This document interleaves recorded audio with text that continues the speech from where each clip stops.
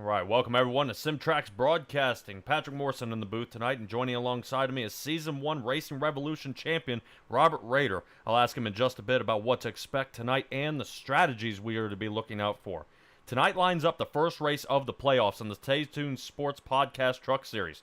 Nestled in the mountains of Pennsylvania, the Tricky Triangle rears its head again to strike the NSRA League, another 80 laps to contend with. So, Robert, with 2.5 miles here, 3 different banking turns, what do we look out for here? Well, you look out for something different in every corner. Turn one, you can really get in there nice and deep, and even the high line is an option there. Turn two, you're not going to want to go side by side through that turn. It's going to be really interesting to see what guys do when they get there, especially on these restarts. And then turn three is a long sweeping turn, almost like 2 turns. And you have to set yourself up really well for corner exit to carry the momentum down the front straightaway. It's going to be one really exciting race, I think. Alrighty, and that does come from somebody who is out here really owning these tracks here, man. And good, really, I'm glad to have you up here in the booth with me. This is going to be awesome. We are filling in for 3 Wide TV. All subscribers looking to rejoin them for this series. It'll be next week. You guys will find them again. Peter Short there at Watkins Glen. So have no fear. You will find 3 Wide then. But right now, you're here with us at SimTrax. Already out there in the chat. Good to see you out there at Bowden Motorsports and Stellar Stella. Following me again. I love to see it, guys. Go ahead. We're going to hold a couple votes here later on in the evening. I want to see out there in the chat, really, who you think might come away with this for the win. But first, let's go ahead and get to Pocono and see what we're looking up against here in the National Sim Racing Association. First race of the playoffs, 3 differently banked turns. These guys will have 5 sets of tires and running about 50% fuel here. The temperature on the track will be 97 degrees. Should be good and tacky for the tires. Not too much heat up time as we are worried about, coming through that tunnel turn if these guys are going to be able to hold that banking. So we right now are in the middle of qualifying. These guys are starting to stack up here pretty well, and we'll kind of see how they get going here and where everybody is qualifying. Couple of the guys rolling through. A nice little surprise show up here is actually Chris Darling in the 11 for the Max Graphics Racing Team. Good to see him out here. He's kind of being on a bit of a hiatus, especially when, Rob, when it's one of your stronger tracks, why not show up? Make some time, kind of put the kids to bed a little bit early and get out here on the track.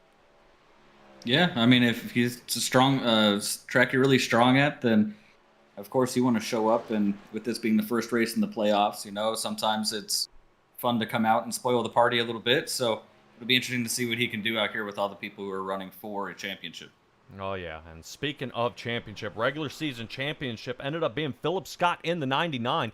Good to see how he ended up being able, with points and consistency. But unfortunately, it was not enough points to go ahead and nail that playoff position. Went ahead and let's see if we can swell this up big enough to where you guys can see it top of the screen. Looks like Tristan Mayer, Philip Scott went ahead and got 1 and 2. Nathan Maurer got 3rd place. Doug Neal made a huge move there at the Milwaukee Mile, moving up into the 4th position. Adam Newton 5th. Julian Tesoro 6th. Justin White 7th. Vincent Valvano. First time I've seen him with the NSRA League, and he raced with him for a little while. Good to see. Look at him already as a top 10. Stan Hausman, also one of the leading guys at Max Graphics and the Beer Street Journal Series, and David Buell rounding out the top 10. A lot of these guys are competing for that championship win here tonight and really be able to nail one here in the playoff race. It's going to be tough, as you only see a few of those guys had wins here and really win and you're in. And that is going to kind of do it for these guys. 22, I think 21 or 22 drivers we're looking at out on the track, and we got 16 right now. Man, look at that way. I know you haven't been with me long, Rob, but Max Graphics actually has a lot of guys unexpectedly showing up. I thought I would see Martin Plude out here, but I do not think he made the cutoff time. But somebody else to see is Ben Mashburn. He came out here in his number 4 car, so I would, if there's a team out here from the outside looking in that I think is going to command and conquer this track here today, it's going to be Ben Mashburn and Christopher Darling. Unfortunately, they are separated by a good bit of rows here. One of them all the way back in the 8th row and the other one in the 3rd row. So Christopher Darling 6th, Mashburn 16th. Rob, I can't wait. This is going to be really a run for their money out here at Pocono. Yeah, I'm happy to see 22 cars. Looks like maybe 23 cars in this race too, because it's a big track. Guys can get spread out, but with that many cars, should be action pretty much no matter what happens here. Yeah, and we will definitely have to see as they are going ahead, and it looks like I believe we are gridding up as we speak, and see if we can go ahead and chase these guys down here. See if any of these guys go ahead and get on the track.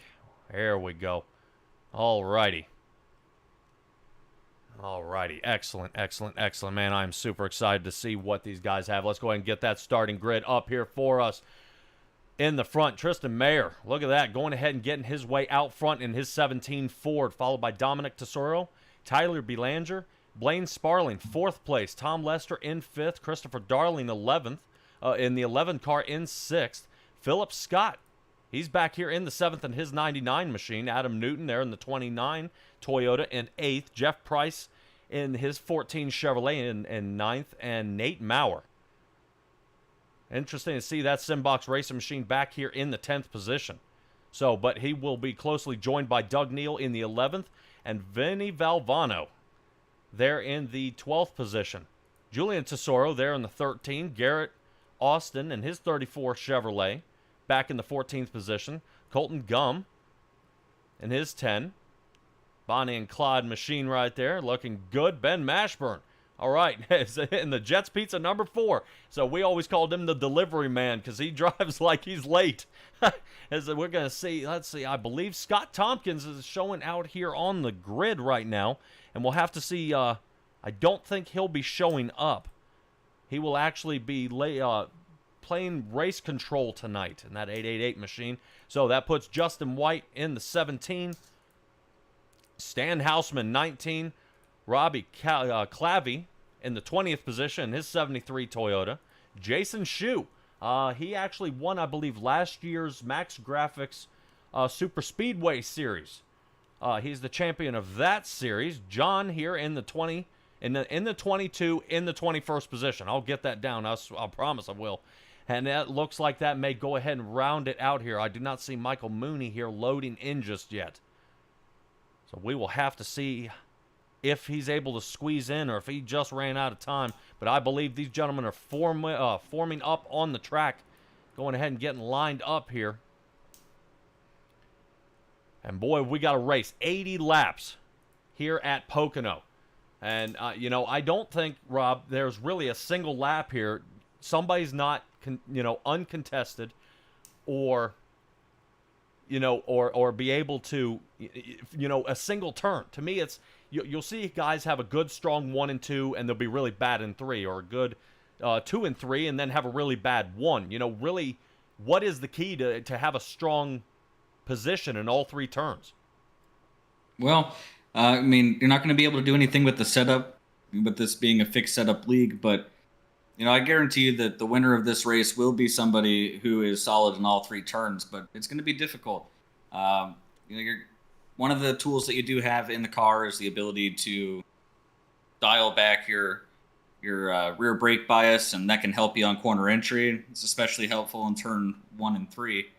But it's going to be tough. The cars are going to start off a little bit loose, and then as the run builds on, they're going to get tight, and it's going to be about managing everything over the course of a run, which I believe is going to be about 30 laps on fuel here. So long runs and a lot of tire wear, and it's going to be about managing your stuff. Oh, yeah, and definitely you were right about that. Only 5 sets of tires for this run here as we are getting ready for Barney in the booth.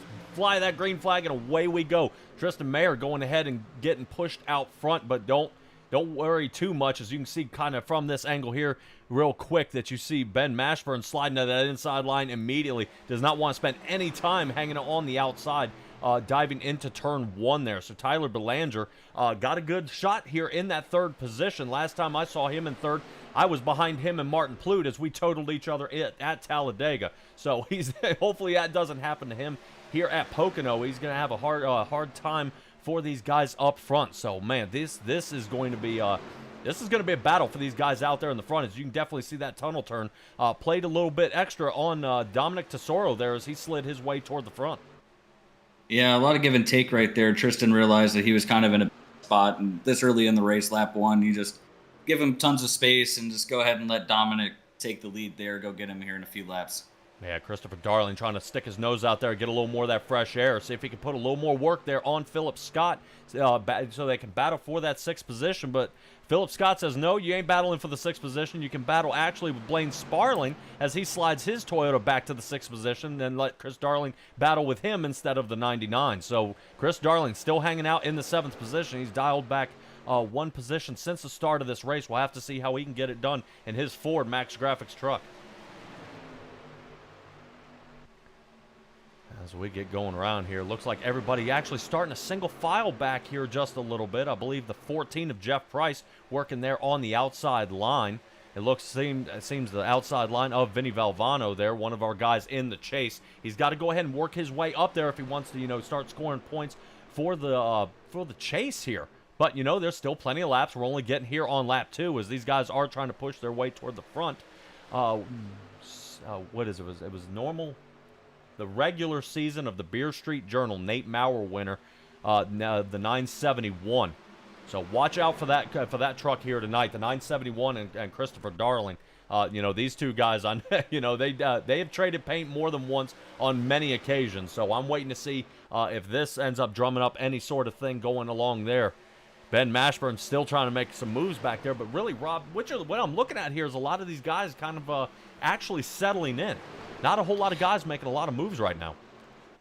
Yeah, you have an 80-lap race here. These are very long laps. They're almost a minute a lap, 54, 55 seconds.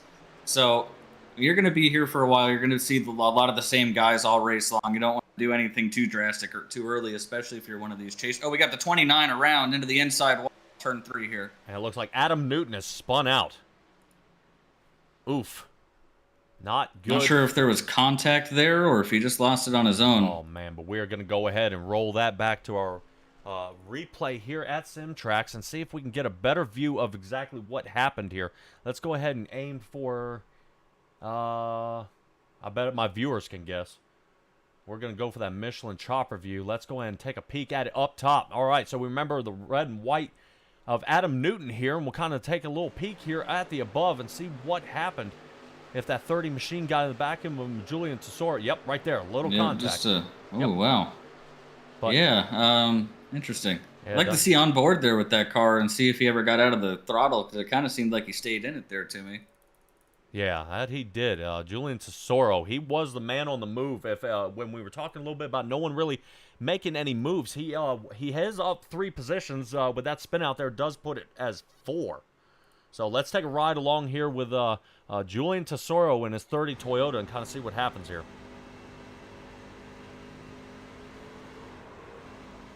Boy, yeah, I think he was in it until he noticed he was getting ready to get loose. But man, hard racing by a lot of these drivers out here, and that's what you're gonna see.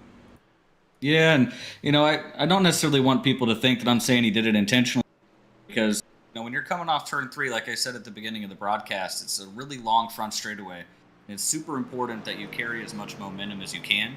So, he's probably feeling like he has to stay in the gas there in order to, carry that momentum and make that pass down the front straightaway. So it's just a product of racing at Pocono, really. Yeah. A lot of cars coming down pit road.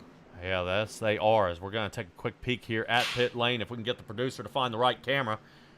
Guys going crazy tonight. All right, so we'll have to see. This will give Adam Newton another shot here. I don't know.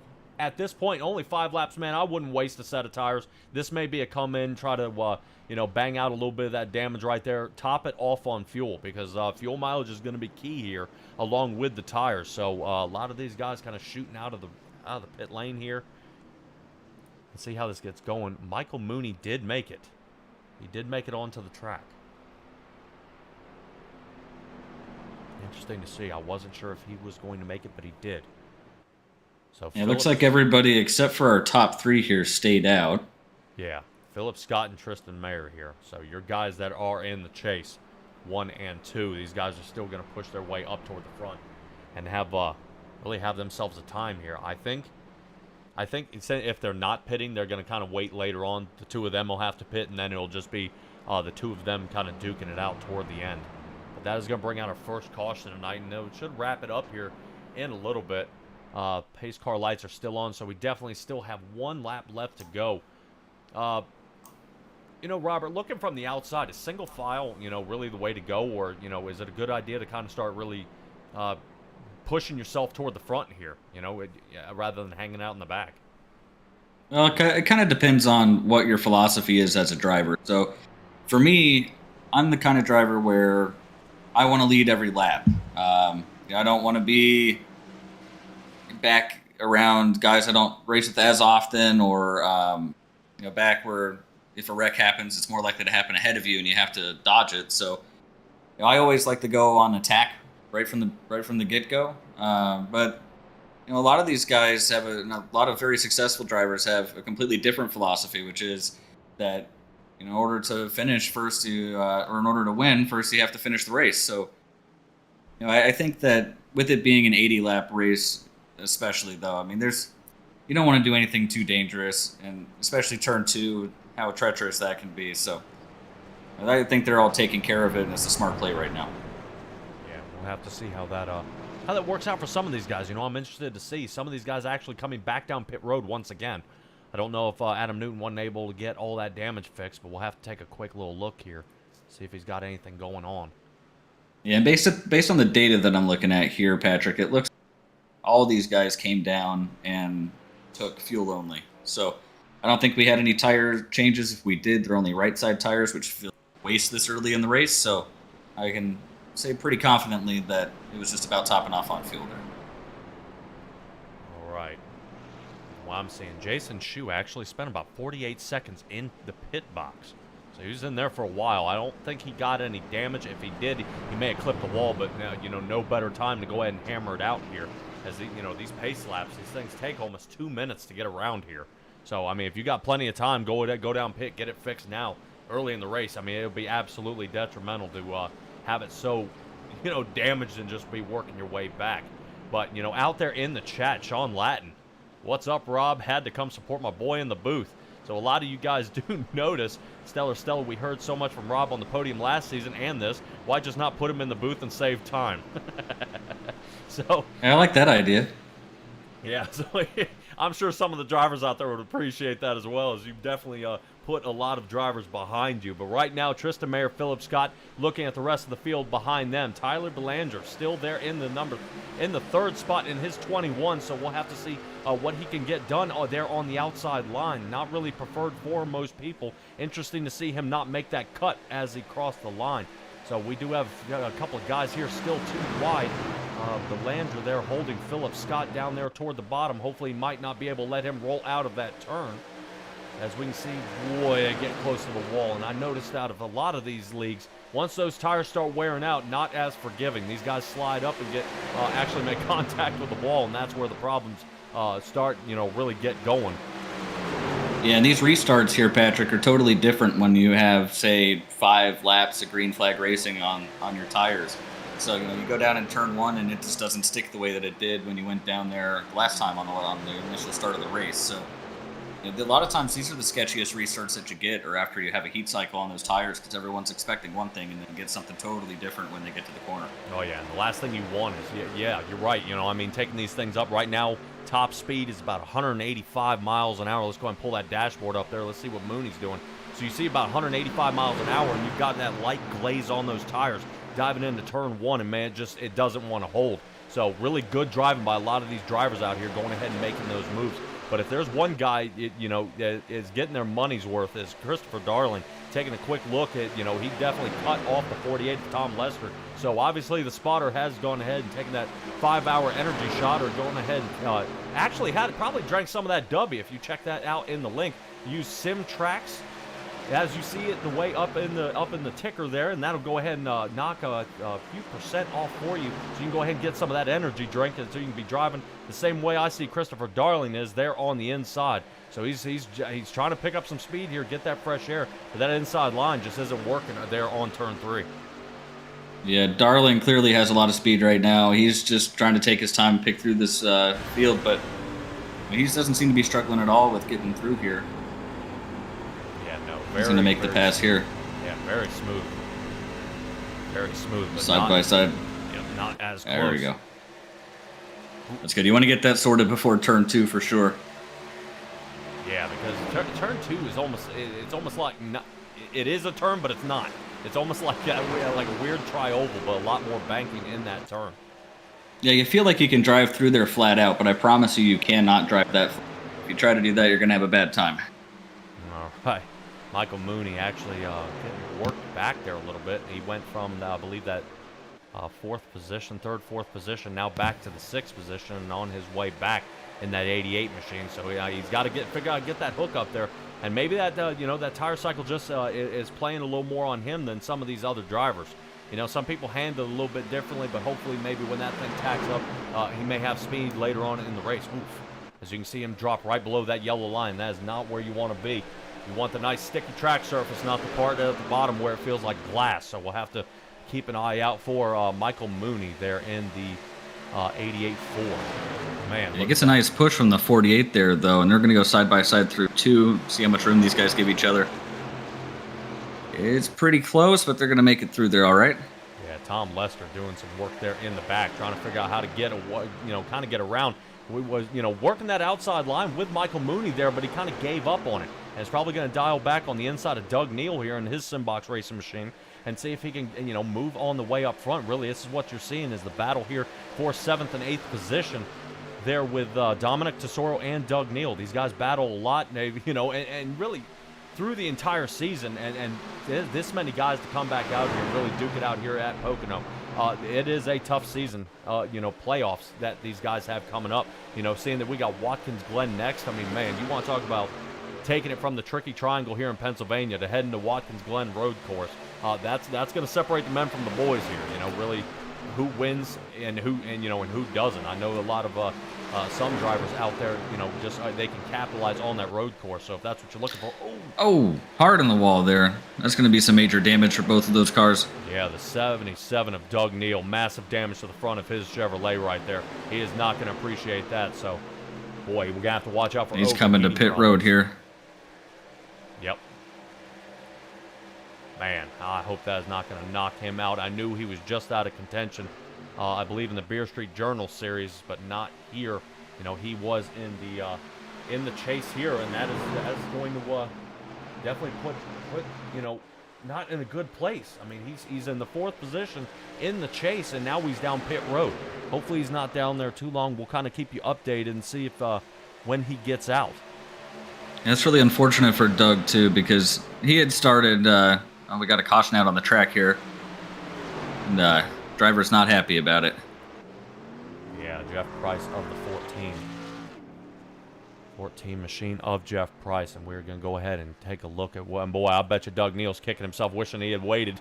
But that's okay. Well, he's going to be able to stay on the lead lap here, Patrick, and he's coming off pit road now in front of the leaders here, so he actually should be fine. Yeah, it worked out really well for him. I was going to say, but fortunately, everything, with the location of the pace car, he will be okay. But let's go ahead. 14 on the inside here.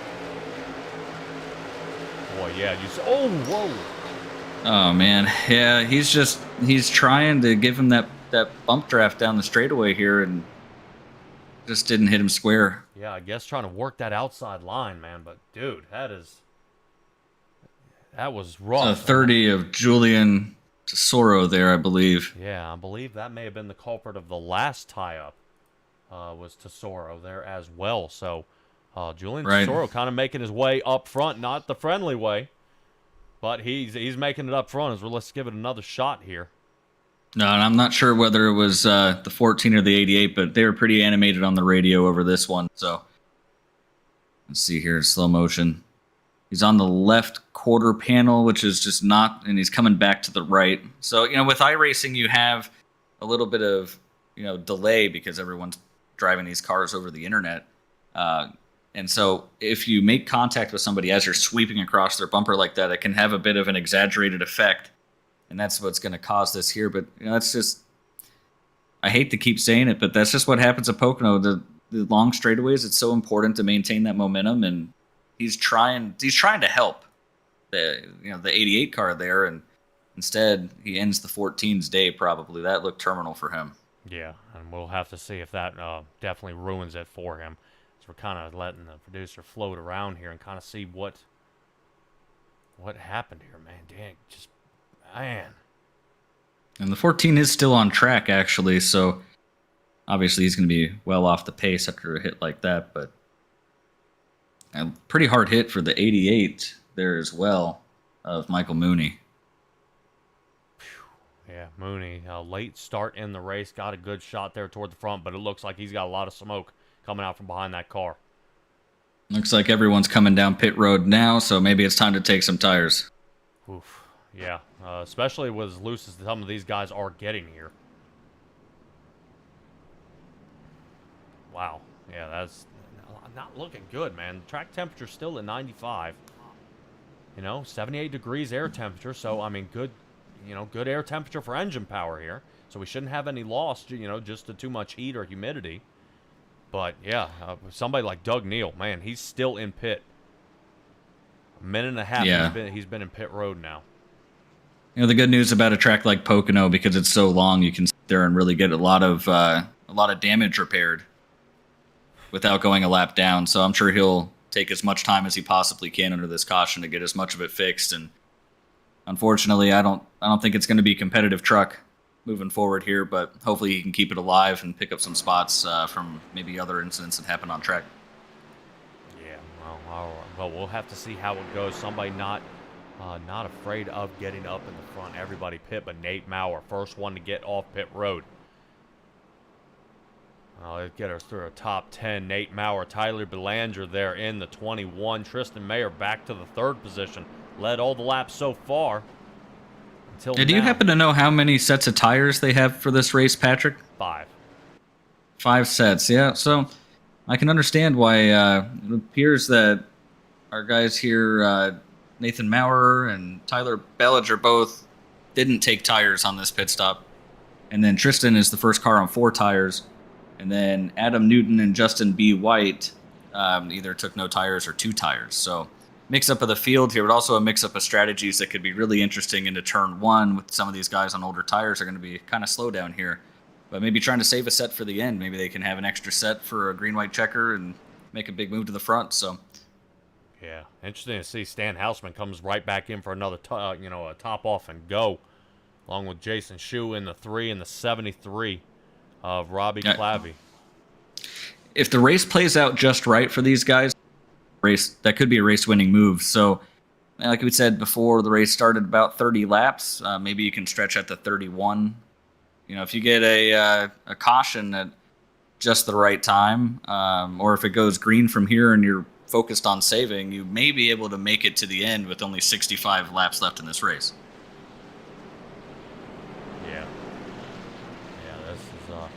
It's going to be something. I mean, now you see a different matchup. The only person who isn't, really moving around a whole bunch, Christopher Darling here in the 6th position, starting on that outside line again. So Nate Maurer, Tyler Belanger, Tristan Mayer in the 3rd position, Adam Newton 4th, Justin White 5th. Christopher Darling 6th, Philip Scott 7th, Dominic Tesoro 8th, Julian Tesoro 9th, and Tom Lester rounding out our top 10 here. Boy, this is going to be I'll tell you right now.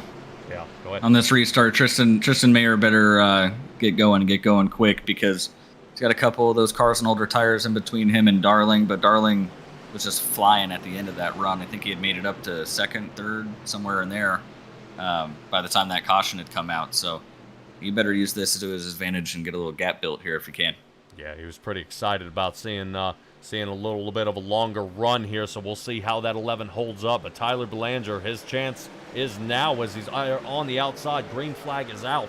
So Nate Maurer takes off in his 971 Simbox racing machine. Man, good to see him out there, out in front. But he's got to hold it because Tristan Mayer is coming on hot in that 17. Kind of aims in that turn, trying to get a good wide swing for a more favorable lane, which really jams Tyler Belanger there, loosened up the back end of his truck, and back he is going. And Darling's wasting no time, 3 wide down this little short chute here. Out. Looks like it's going to be the 21. That's a smart move right here. Yeah, and does look pretty good right there. So Christopher Darling has broken into the top 3, and now all he has in front of him, Tristan Mayer, Nate Maurer. So he's got a little bit of time, but man on the move as well. Ben Mashburn from that really far back position, I believe of about 16th, has worked his way up into the 12th position. So we'll see if the rest of the Max Graphics racing team can go ahead and team up and get pushed on the way up here. but a lot of Looks like Mayer has made his way to the lead now around Maurer. Let's see if Darling can get by him here as well. Yeah, so he's making that move there on the inside. Let's move that Michelin chopper view. You guys watch. Yeah, watch Chris Darling here.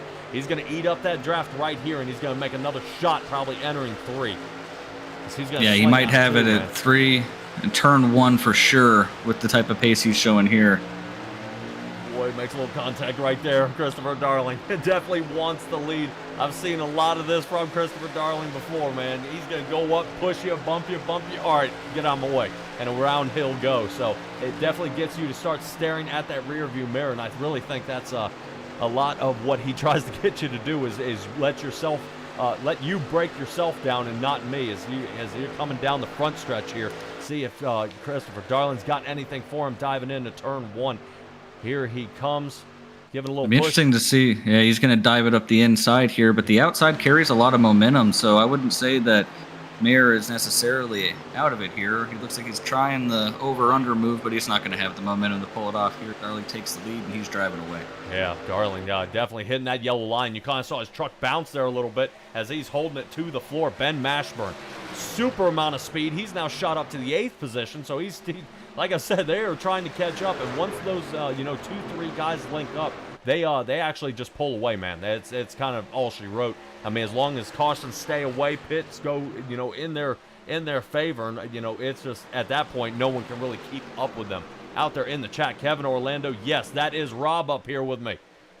Is that Rob? Yes, it is Rob. I didn't invite you to the booth because I can't have this being a circus up here. It would be a circus with Kevin, too. You already know. Yeah, the only person I'd be missing at that point would be Justice Murphy and Nick Alves. Those guys would be some trouble up here for sure. So, all right, Christopher Darling goes ahead and takes the lead in his 11 Ford, followed by Tristan's Ford in the 17th in the 2nd position. Nate Maurer's falling back to 3rd. Adam Newton, hopefully he's able to go ahead and keep that 29 kind of on a straight and narrow here. But Justin White going ahead and making, keeping clean, up 13 positions from where he started here in the 5th position. So good moving by him, but wait, I've seen Justin White. He's able to put good lap times down, stay clean. But man, sometimes it's always the final 5 to 8 laps, and hopefully I haven't duped him here. But we'll have to see how this goes ahead and works out for him as they come around turn 3 to go ahead and finish lap 19 and start on 20. Man, this is gonna go. This is going to be a quick little battle back here on the back, but everybody kind of single file here as I say that. It looks like a couple of drivers go ahead and poke their nose out there. Stan Houseman, I know, is watching all that from the front of his car. Let's go ahead and take a little ride with him and see, really what, kind of get a feel for what these guys are looking at as they get in front of him. Stan Houseman, another Max Graphics Racing team member, there on the outside of Ben Mashburn. Yeah, Patrick, this is a good look at turn 2. When you get up close behind these guys, it's hard to entry point because you can't see. You got a truck in front of you, and sometimes it can really mess you up, especially in a corner like turn 2. It's really difficult to to find the right line through. So it was a pretty good look at that, which is really interesting. Yeah, and does draft play any part of that? Down towards turn 2. Yeah. The aerodynamics kind of play any bit on these trucks. When you're trying to line up for a turn. If you're kind of side drafting somebody or get behind somebody and then they go lower in the turn, I think it lifts the front end of the truck, and now all of a sudden the grip you thought you had, you don't. Definitely. And fortunately for these guys, it's not quite as bad in the truck as it is some of the other vehicles in iRacing, but it definitely still exists. The dirty air factor is real, and turn 2 being as high speed of a corner as it is, you can definitely feel it down there when you're following closely behind another truck. Alrighty. Lap 21 out of 80 here. We're watching Stan Houseman putting the moves on Tom Lester there. Tom Lester having a little bit of problems since that last caution. He's now back to the 9th position. Still fighting here. He's still trying to get his way up, but maybe just waiting for that attack later on in the race. We'll have to get it going. Get it going around out there. Oh, got one in the wall there a little bit. Yeah, that's kind of just a little bit. Yeah, taking a peek there at Colton Gum and his 10 Ford machine there. He kind of clipping off that wall. Got to be careful. One thing here at Pocono, tires, aerodynamics, and fuel. It's really hard to say what aspect of this race, is not at play here. You get Bristol. it's tires, fuel, but I just have to stay alive. It's if you have something like Talladega, now you're not really fighting tires as much. You're fighting more of the the fuel mileage. But here, there isn't one factor that you're not trying to conserve and push toward the end. Yeah, well, I can guarantee you one thing that won't help is hitting the wall for sure. The aerodynamics, not just down the straightaway and losing some of that straight line speed, but also in the corners is super important here at Pocono. Just a little bit of damage can be the difference between having a top 5 and finishing outside the top 10 here. Alrighty, and Stan Houseman actually starting to pick up a lot of pace here up into the 7th position, looking pretty good there. Adam Newton getting a whole lot of work, getting worked on pretty bad here. Tom Lester's gone around, and now Ben Mashburn's going to take that peak toward the inside as well. So the 29 truck of Adam Newton definitely starting to feel the pain of the of the race, kind of starting to set in on him. He's marching his way back. Only one spot back from where he started when he started in the 8th position, so we'll have to see how his Toyota fares for him right now. But Christopher Darling, man, he is pulling away right now, but not by too much. Tristan is all over him, and he's keeping up, as these two guys have actually created a lot of separation, about almost two and a half seconds off the rest of the field. So going to take a little zoomed out look here. Look, nobody, just the two of these guys. So Christopher Darling unable to run away alone in this fight here. As you can see, Tristan, man, he is right there with him as the rest of the pile is trying to play catch up. Well, and not to take anything away from Mayer here, because he's managing his race. I do believe Darling is still the faster truck, but with the draft down the straightaways, Mayer doesn't have to be perfect in order to stay with him right now. He just has to run good, clean, competent laps, and he'll pull him down these straightaways. If he's in the car right now, just taking it easy, letting the draft do a lot of the work for him and trying to save his tires for the long run, he could have something for Darling here in several laps. Alrighty, well, we'll definitely tune back into these guys. I'm assuming they're probably not really going to fight it out, as the guys who are fighting it out, Julian Tesoro right now and Ben Mashburn back here for the 11th position. These two guys have been fighting a lot here as of late. Ben Mashburn was up toward the 10th position and is now starting to fall off again. I'm not sure if he's having a little trouble. Maybe he might have to, get over the radio. Boys, looks like somebody made contact with the wall way there in the back. He got up there and it grabbed him a little bit. Yeah. I think that damage on the right side.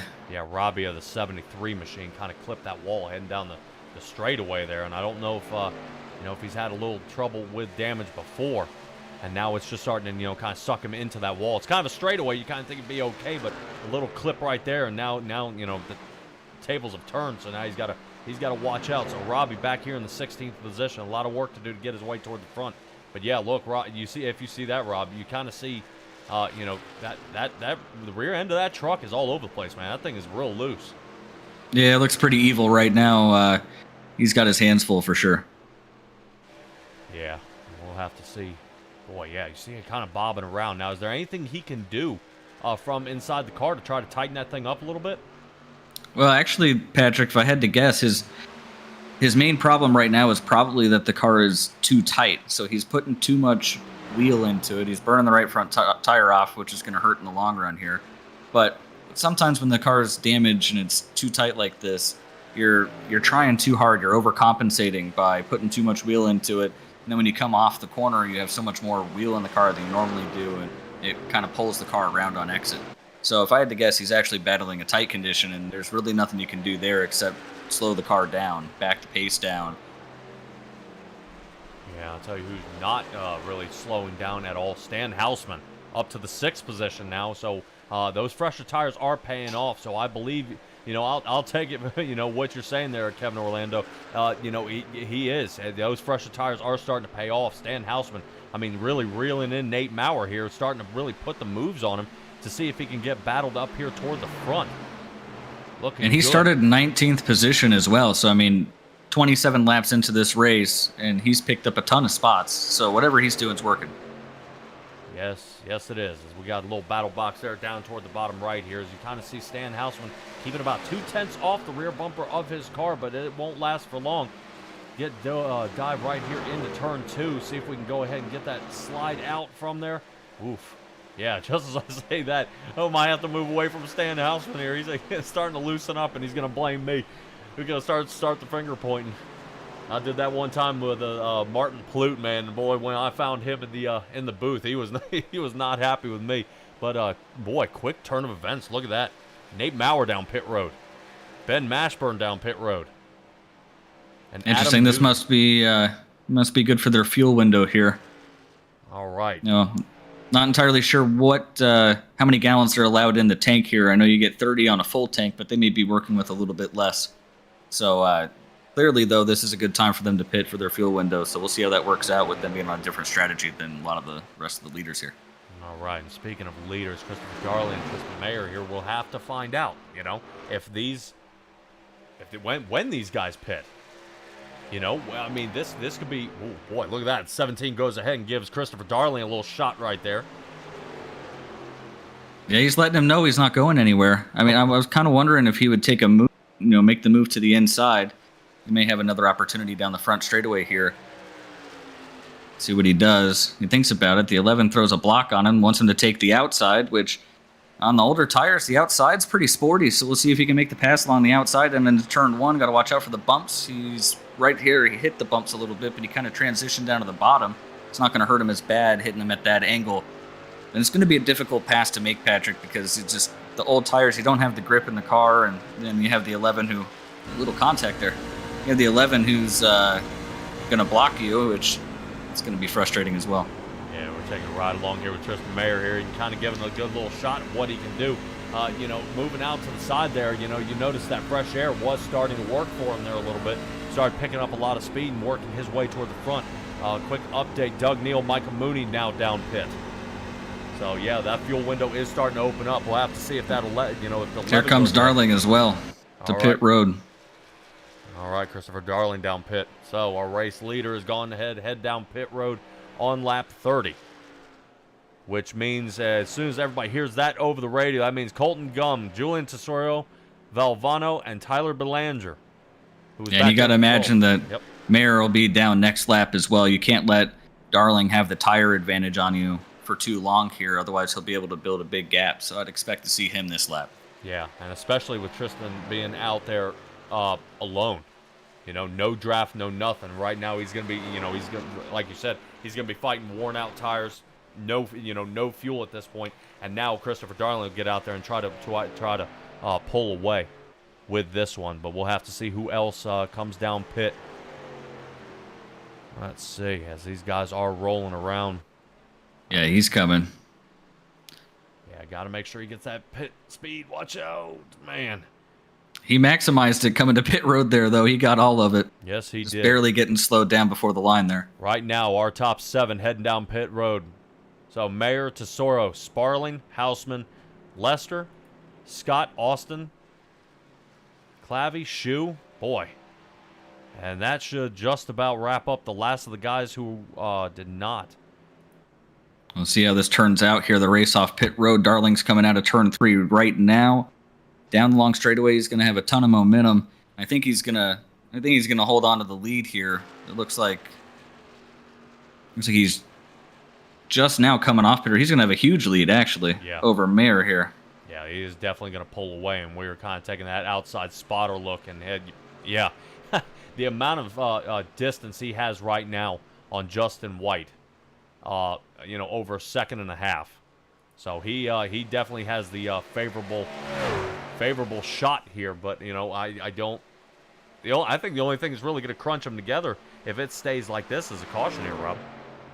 Well, maybe, but looking at the information over here, it appears that Darling had a 10.7 second pit stop, which seems really short. So I'm not sure if he packed it full of fuel, or really what the deal is there. Maybe it was just the world's greatest pit stop, but that's almost 4 seconds faster than the pit stop that Tristan Mayer had. And then he also was about 3.5 seconds faster down pit road as well. So, that's going to be a huge gap, but I'm kind of a little bit perplexed as to why he was that much faster in the box. What did he do differently there? I'm not really sure what that could be. Yeah, it really would be a good move if he went ahead and took a full tank of fuel and only right sides. Because right now it's working out for him right now. Justin White now back almost 2.5 seconds.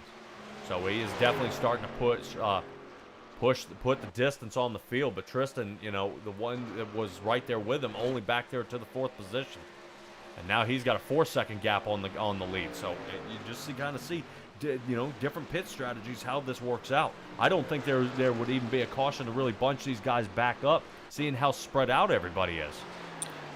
Yeah, they're pretty spread out, but once you get back here, you know, 9th, 10th on back, we do have a fair amount of trucks that are pretty close to each other as we see one to get out of the gas before they almost put the wall down there coming out of 3. But, you know, if there's one thing that I've learned is if you're Chris Darling, you still feel like no matter what, there's going to be at least one caution left in this race, because as soon as you think everything's locked up and you don't need to worry about it anymore, that's when it all starts to fall apart. So plenty of racing left to do, plenty of opportunity for a lot of stuff to get shaken up. Yeah, definitely interesting to see. I didn't think pit strategy would play as much as it did. And you know, how it's really flipped the script here. I mean, Chris Darling, almost 3 seconds now. So he is consistently picking up more and more and more time here as he's going through these laps. Christopher Darling with a lot of speed here, man. I just so fast. He is fast. You know, Mayer's 0.3 of a second faster this last lap. Not sure. That could just be because Darling has a 3.5-second lead and he's just taking it nice and easy right now. It would be probably a pretty smart move to make. But, you know what? Darling definitely had a great pit stop, but it seems like Mayer had a slow pit stop too and kind of helped him out. So, let's see. He's trying to make his way through these other cars that pitted a couple laps ahead of them. Slightly older tires makes a big difference here, so shouldn't have too much of an issue getting by these guys. Yeah, rolling back actually back here, 2nd, 3rd, and 4th. Justin White, last pit back on lap 24, and has dropped back to the 4th position. We saw him in 2nd there, and he may have gone ahead, let off the gas, and gotten behind these guys. I don't know if the tire wear is starting to catch up with them. If, you know, Tristan and Nate Maurer here, you know, in 2nd and 3rd, but they're actually starting to put the distance on Justin White there. So these guys actually trying to team up, 971 Chevrolet and the 17 Ford, seeing if maybe these two guys can, you know, come up with an idea here to start running him down. Darling, almost 4-second lead. Boy, at 11, what I told you at the beginning of the race, watch out for Chris Darling. This guy will have a rocket underneath his car. Ben Mashburn still, for the Max Graphics Racing Team, still in pit. Don't know if he suffered a massive amount of damage to that Ford Jets Pizza Ford, but we'll have to see how that turns out. A lot of good racing out here from these guys, from Simbox Motorsports guy, Adam Newton, Doug Neal, Justin White, Tom Lester, and Nate Maurer. So a lot of these guys, you know, up here in the top 10. Yeah. Maurer, let me see if I can get these names right here. Maurer and Mayer, it's kind of a tongue twister. They're talking right now over the radio about having to work together, utilizing the draft in order to catch Chris Darling here.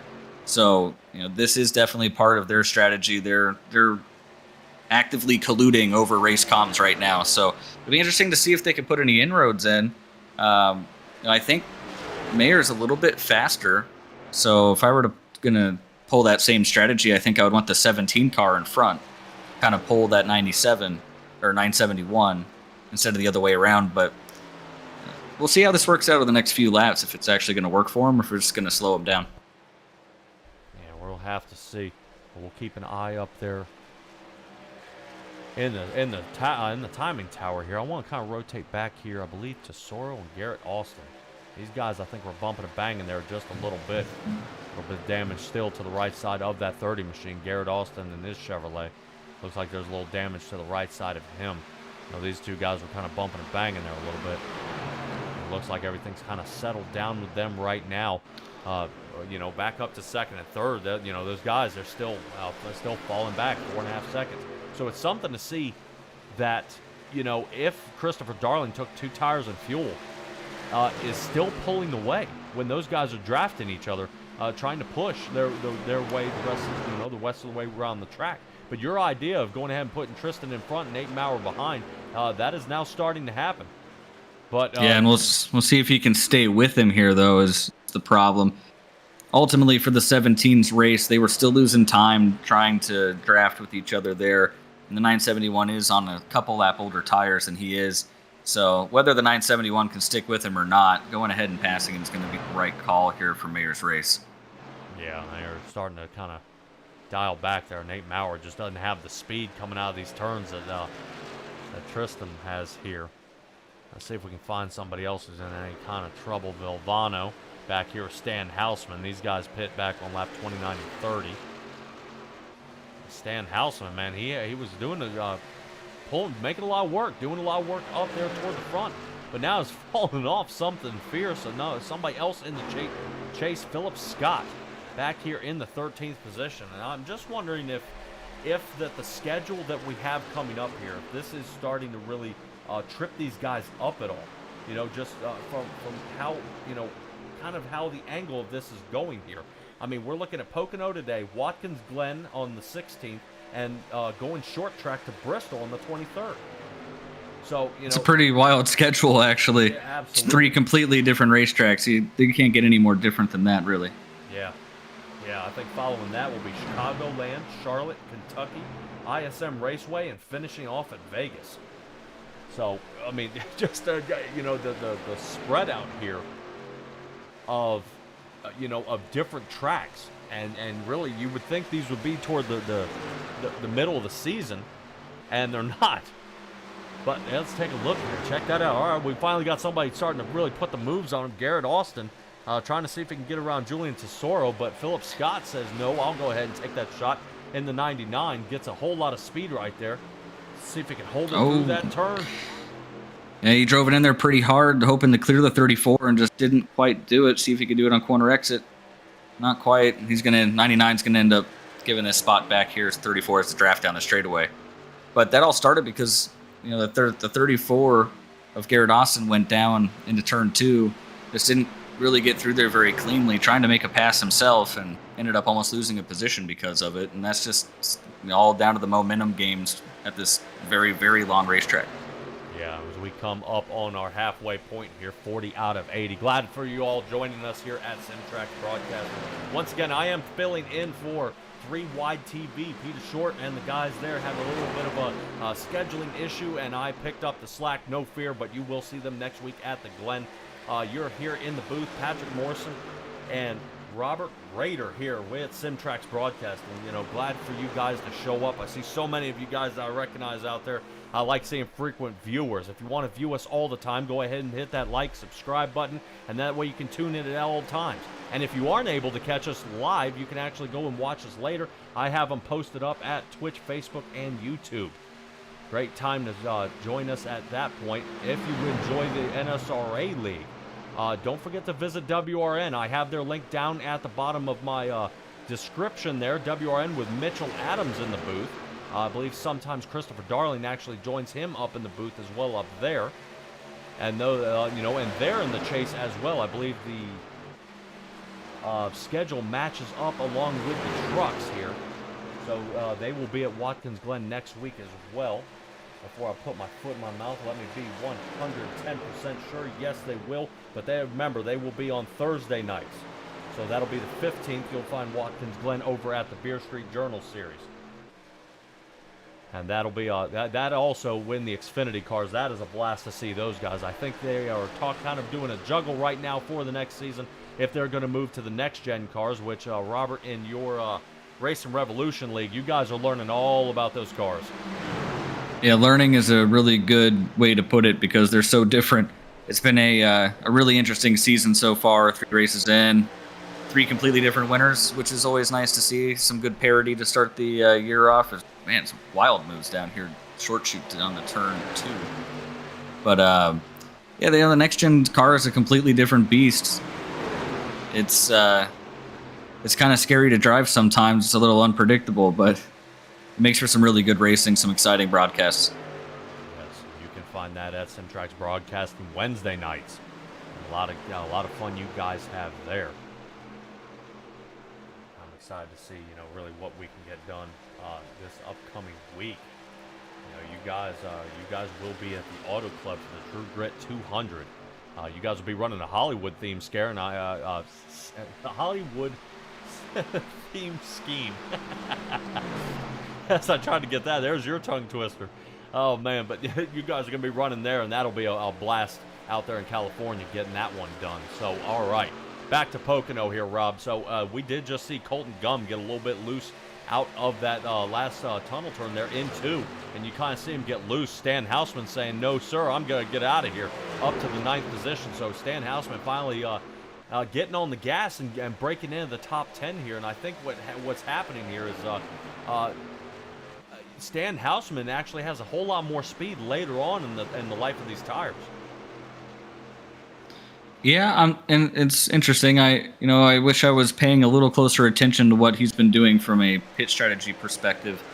But he seems to have to work his way through the field every run. So whatever strategy he has himself on, has him on offense at the end of the run, which is always a really good feeling. And when you have fresher tires, faster race car than those guys do at the end of a run. But I'm not sure it's going to net him the best result tonight, although I do hope I'm wrong.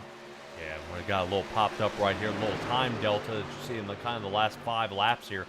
Stan Houseman all the way since 39 has started picking up a boatload of speed, but lap 43 actually it looks like Garrett Austin may have had a little more speed than him on that run there, but boom. Yeah, Stan Houseman a lot more speed here, and away he goes. Sounds like we have multiple cars in this group getting ready to come down pit road here. We will see Christopher Darling, actually one of them. Julian Tesoro, Colton Gum. Looks like Jason Shu is still down pit. He may have pit actually a lap earlier than that. And so I'm guessing that they probably have a 50% fuel load. Looks like they went about 14 laps on this stint here, which means you can probably go 14, 15 laps on a tank. So that puts them just a little bit short of being able to make it to the end here off of one more pit stop. So, we have the caution on the racetrack here, right in the middle of green flag pit stops. It's going to be a huge advantage for Mayer right here, I believe, because he's going to come down, have 1 lap fresher tires, and end up picking up 5.5 second gap that he was behind Darling there right before that caution came out. Yeah, Nate Maurer involved in that one. Boy, I would not want to be on the other side of that in his pit box right now, because I bet you he is lighting somebody up right now. Let's go ahead and get that kind of drummed up for us. I don't know if he got kind of tangled up with Clavy here in his 73 Toyota, but let's see if we can get a good shot of what happened here. Now the Simtrax broadcast and replay here. Let's go ahead and give it a shot. Let's see what we got.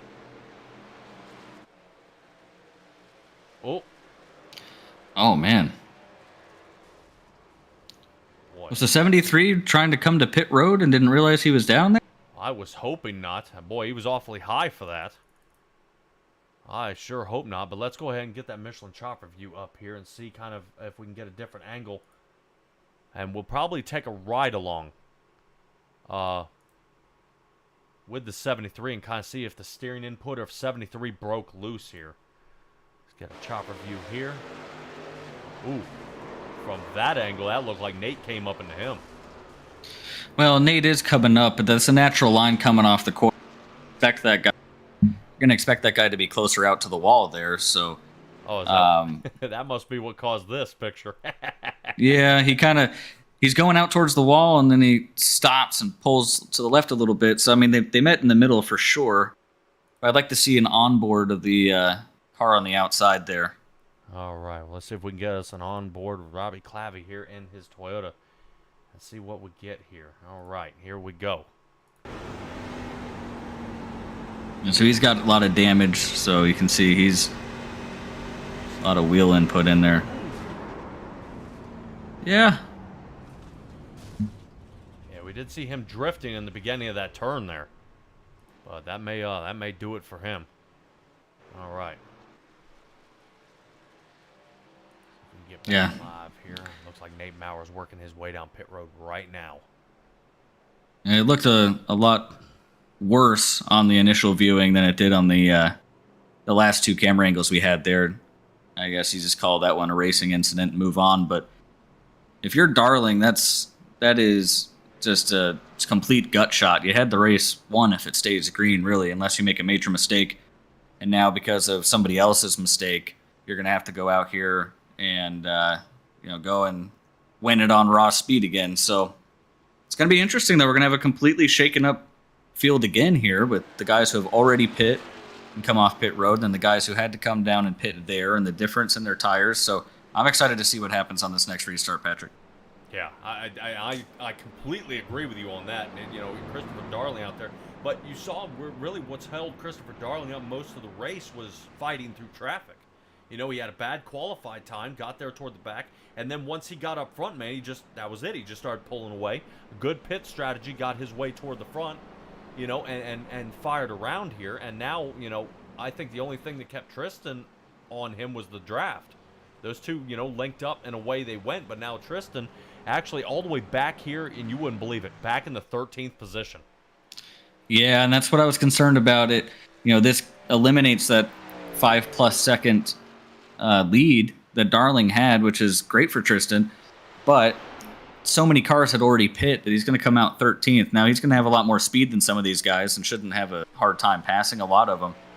But he's probably going to be significantly behind Darling by the time he gets through these cars as well. Some of these cars have been pretty quick tonight too, so it's going to be pretty tough. But on another note here, with these guys is, go ahead. Oh yeah, we're actually riding with Tristan Mayer heading back down pit road again. Yeah, he's going to come down and let's see, what lap are we on? 48. Yeah, he's coming down and topping off fuel here. So if we can make it 14, 15 laps on fuel, this will put probably about 2 laps short of making it to the finish on one stop. So I'm not sure he can make it from here realistically, but it opens up his options, and you're already back in 13th. Why not at this point? It seems like his goal is to win the race. He's going to take some risks in order to try to make it happen. Yeah, might as well. Try to see if you can just switch it up a little bit. I am surprised he's the only one who did that, though. You burn a lot of fuel at Pocono under a caution lap because it's 2.5 miles long. Yeah, and he's got to play a little bit of catch-up here as we get him slinging by here. Way he goes, so he's got to get caught up to the field. Don't want to get too close there. All right, so we'll get back to our starting lineup for this restart here. Christopher Darling, Adam Newton, Julian Tesoro, Colton Gum, and right now what's showing me here is Blaine Sparling, but I believe Dominic Tesoro was going to round out our top 5. So Blaine Sparling will be 6th, Tom Lester will be 7th, Philip Scott 8th. Looks like Justin White maybe back there in the 9th, and Garrett Austin in the 10th position. All right, these guys are kind of moving around, shifting up. Pace car will be pulling off. They'll aim for that Geico restart zone, and we will be ready when Christopher Darling decides to go ahead and get on the loud pedal. There he goes. He chooses now, and away he goes. So Adam Newton, Julian Tesoro, they've got to keep him reeled in. Don't lose the draft on the 11 cars. That Max Graphics Racing team is really happy about him being out front there. Oh, we got one hard on the wall back there. Yeah, I saw a couple guys getting hammered back there. Looks like they kept it straight, though. No worries here. Green flag should stay out.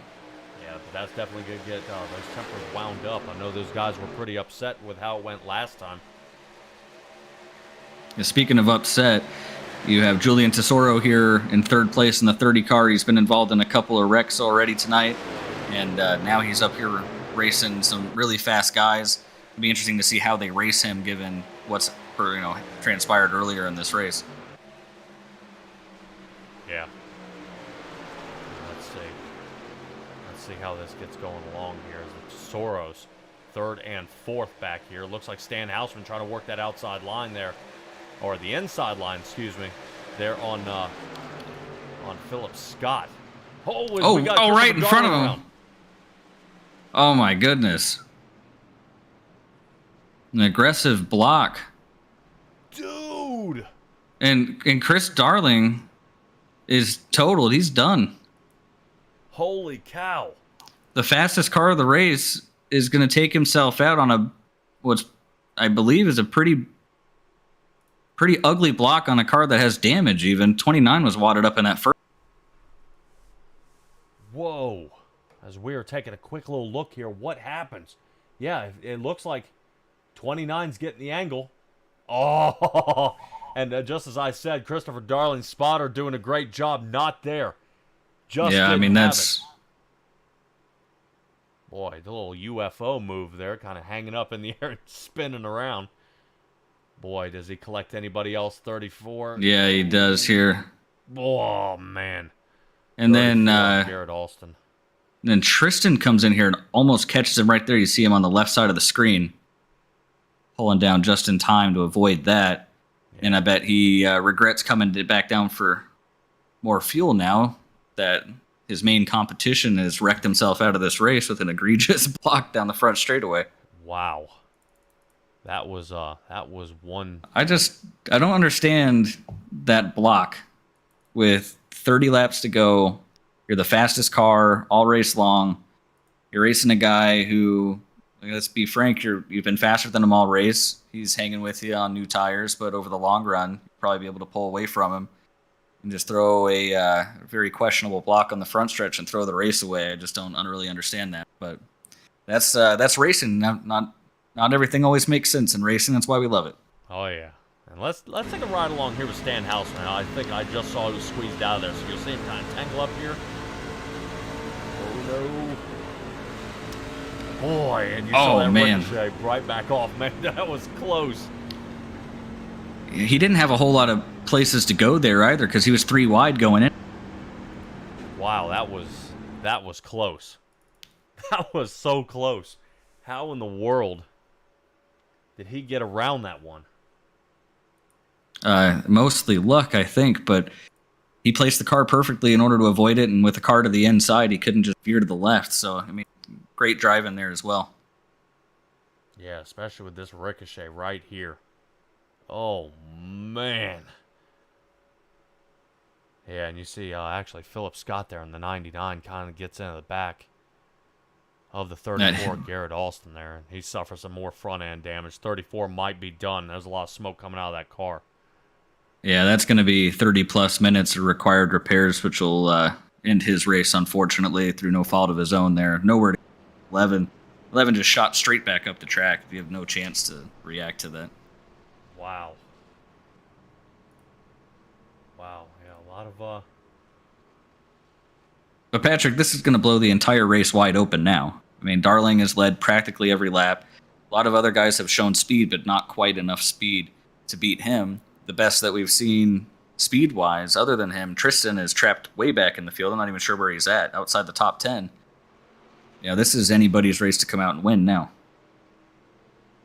Looks like Tristan's in 8th, actually, there, so he is just inside the top 10. But yeah, I'm actually sorry. I kind of got tangled up a little bit here, kind of looking in the chat in here. Little boy, the fights have already begun, man. The fights have already begun. As these guys definitely scrapping here. Yeah, out there in the chat. All right, let's get to the chat. Let's see who we got. Kevin Orlando, what do you have to say, man? How many rotations did he look like Tony Hawk? That is possible. Stay tuned sports. Is it possible he thought he was going to scrape the wall? Maybe. It's possible. I'm not sure there. I was No chance. That was he saw the 29 had to run and decided he was going to run him all the way to the fence is what that was. I mean, as much as I'd like to have a better way to explain it or explain it away, I mean, that's tough, hard racing. You know, for the 1 millionth time, I'll bring it up and to say that the draft is so important and the momentum is so important down the straightaways.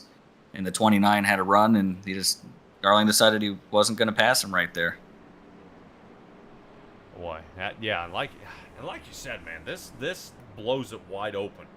You know, I've seen it before. Julian and Dominic Tesoro up here in the top 3, and these two are going to link up, and and they're going to make a shot and see if they can run this away. So, but this really leaves it up to Stan Houseman, for the Max Graphics Racing team, to survive. I think he's the last one out there of the surviving members of that team. A lot of these guys kind of getting butchered up and torn to pieces here. You know, I know Doug Neal, he got torn up. You know, I believe he is out. I mean, it's just a lot of cars getting chewed up and really spit back out here. I just don't think there's enough, you know, a race to put these cars back together and give it another shot here in the NSRA League. Yeah. Well, and you know, another thing at play here is with the timing of that caution, not very many guys came back down pit road. Looks like all the guys who did pit are outside the top 10 here. So your top 10 are still married to their initial fuel strategy call in that play there. So, you know, Newton and Julian Tesoro are out here longer than everybody else by a few laps. Most people have 6 laps since their last pit stop. And Newton's 10 laps in, Julian Tesoro's 8 laps in. So, you know, they're the worst on fuel mileage out of all these guys. I think with this caution, it's going to be pretty close for them. Everyone else can probably make it from here on one more stop. But, yeah, I mean, there's so many different angles at play, Patrick. I really not even sure who to put my money on, but I guess we'll find out here in about 27 laps. Yep, and Adam Newton will be the guy to take us to our restart here. I know Christopher Darling not happy about that caution, them getting bunched up. He kind of had the win in the bag. I thought he might take off with it, but Adam Newton was holding him honest, did not want to let him get away, as we're already going to rotate back here to Tom Lester. He's having a fight there on that inside line there with Dominic Tesoro and the 69 machine. That's, yeah, boy, as they go 3 wide, look out. As these guys are already starting to push through that turn. Man, and really, it's interesting to see him duking it out right here. You know, less than 30 laps to go in this race. You know, these guys have, you know, I get it. They're running out of time. But if I were Stan Houseman right now out there in that 39 on that outside line, that's kind of in a danger spot. It's not where I want to be. You see Stan Houseman get loose. Yeah, Houseman followed Tesoro into the wall there. It's a trap you can get yourself into, especially at tracks similar to, you know, to Pocono and the corner exits that you have here. You want to stay as close to that guy on exit as you can, so you have the run down the next straightaway. They're pushing too hard, and you push too hard just trying to stay with them, and next thing you know, you're both in the wall. That's what happened there. We're going to be 3 wide down into turn 1. It's going to be really interesting for that middle car if they hit the bumps wrong. See, it shoots him up the racetrack right there, and fortunately he was clear of the 30 car, otherwise that could have been ugly. Looks like it might end up working out for him. It's going to stay clear of both of those cars down into turn 2. Yeah, that's looking good. Yeah, that's a lot of good racing right here. Tristan Mayer just outside of our view right here, trying to see if he can work that inside line, but Stan Houseman using the life of those tires up quick early here in this run and going ahead and pulling away. So here he is, highest position he's been today in the 4th position, working his way up toward the front. Tom Lester is actually our leader. Dominic Tesoro in 2nd, Adam Newton 3rd, and Stan Houseman, you know, trying to make sure that gap doesn't get too spread apart there, as he's putting a lot of distance, over half a second than the guys behind him, where Julian Tesoro is now falling off. Looks like Justin White's going to try and make a shot around Tyler Belanger there in the 21 machine. These two guys, let's see if they get it calmed down, or if Belanger's going to try to give a little crossover move here before 2. And looks like everybody's just about single file here, but boy, that looks like another move there. Blaine Sparling taking over Julian Tesoro. So I don't know what's going on with Tesoro right now. Definitely falling off a lot. Tesoro pit back on lap 44. You think it's a tire issue here, Rob? Well, Tesoro had a fair amount of damage earlier in the race. Looks like he's got a lot of it repaired now, but I mean, you can never quite get them back to how they were, and I just wonder if the car's too tight for him. That could have something to do with it. You can see it on the right front of the truck there. Let's see if we can get something floating out there to take a quicker, closer peek at it. There. Yeah, got a little bit of damage there out of his truck. Yeah, so I think he's just fighting a bad push.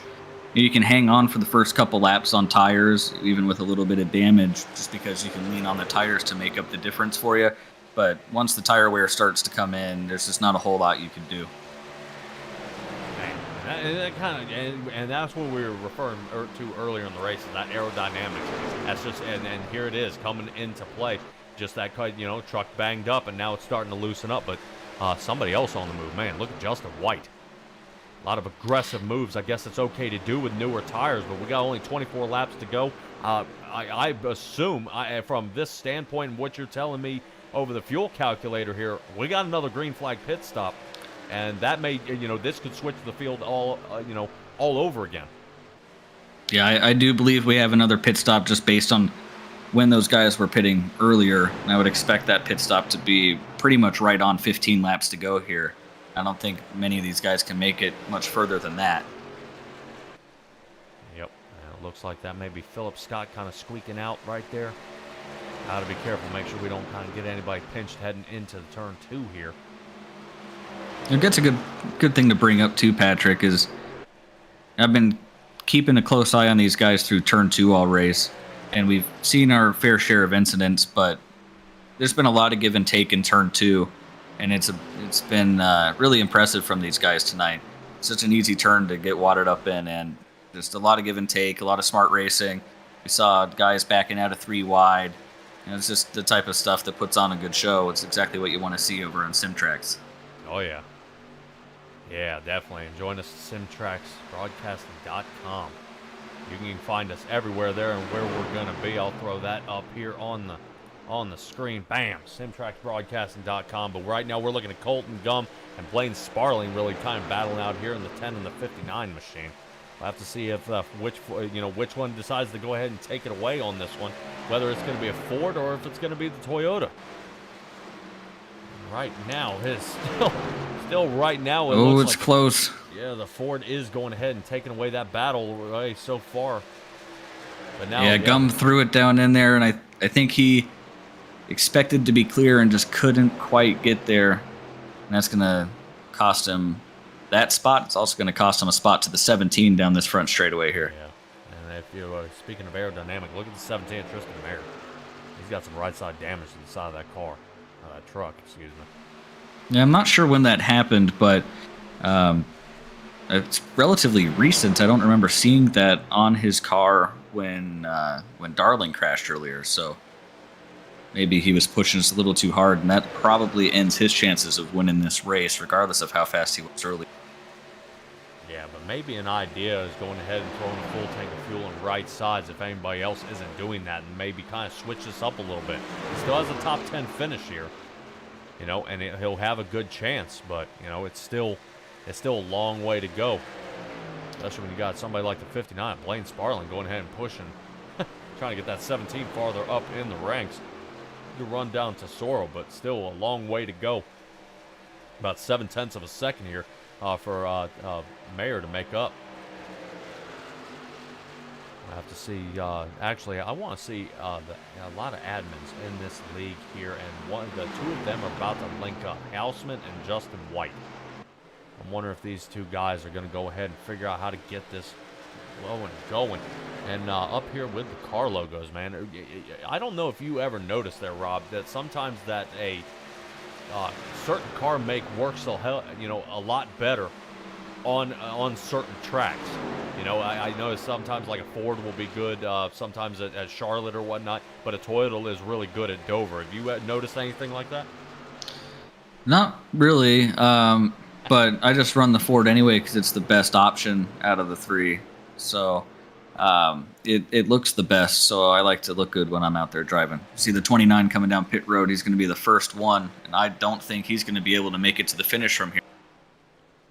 Boy, 19 to go. Yeah, that's going to be. He was also close. Out there 2 laps longer than everybody else. So based on how long he was able to stay out there, I would expect. Let's see.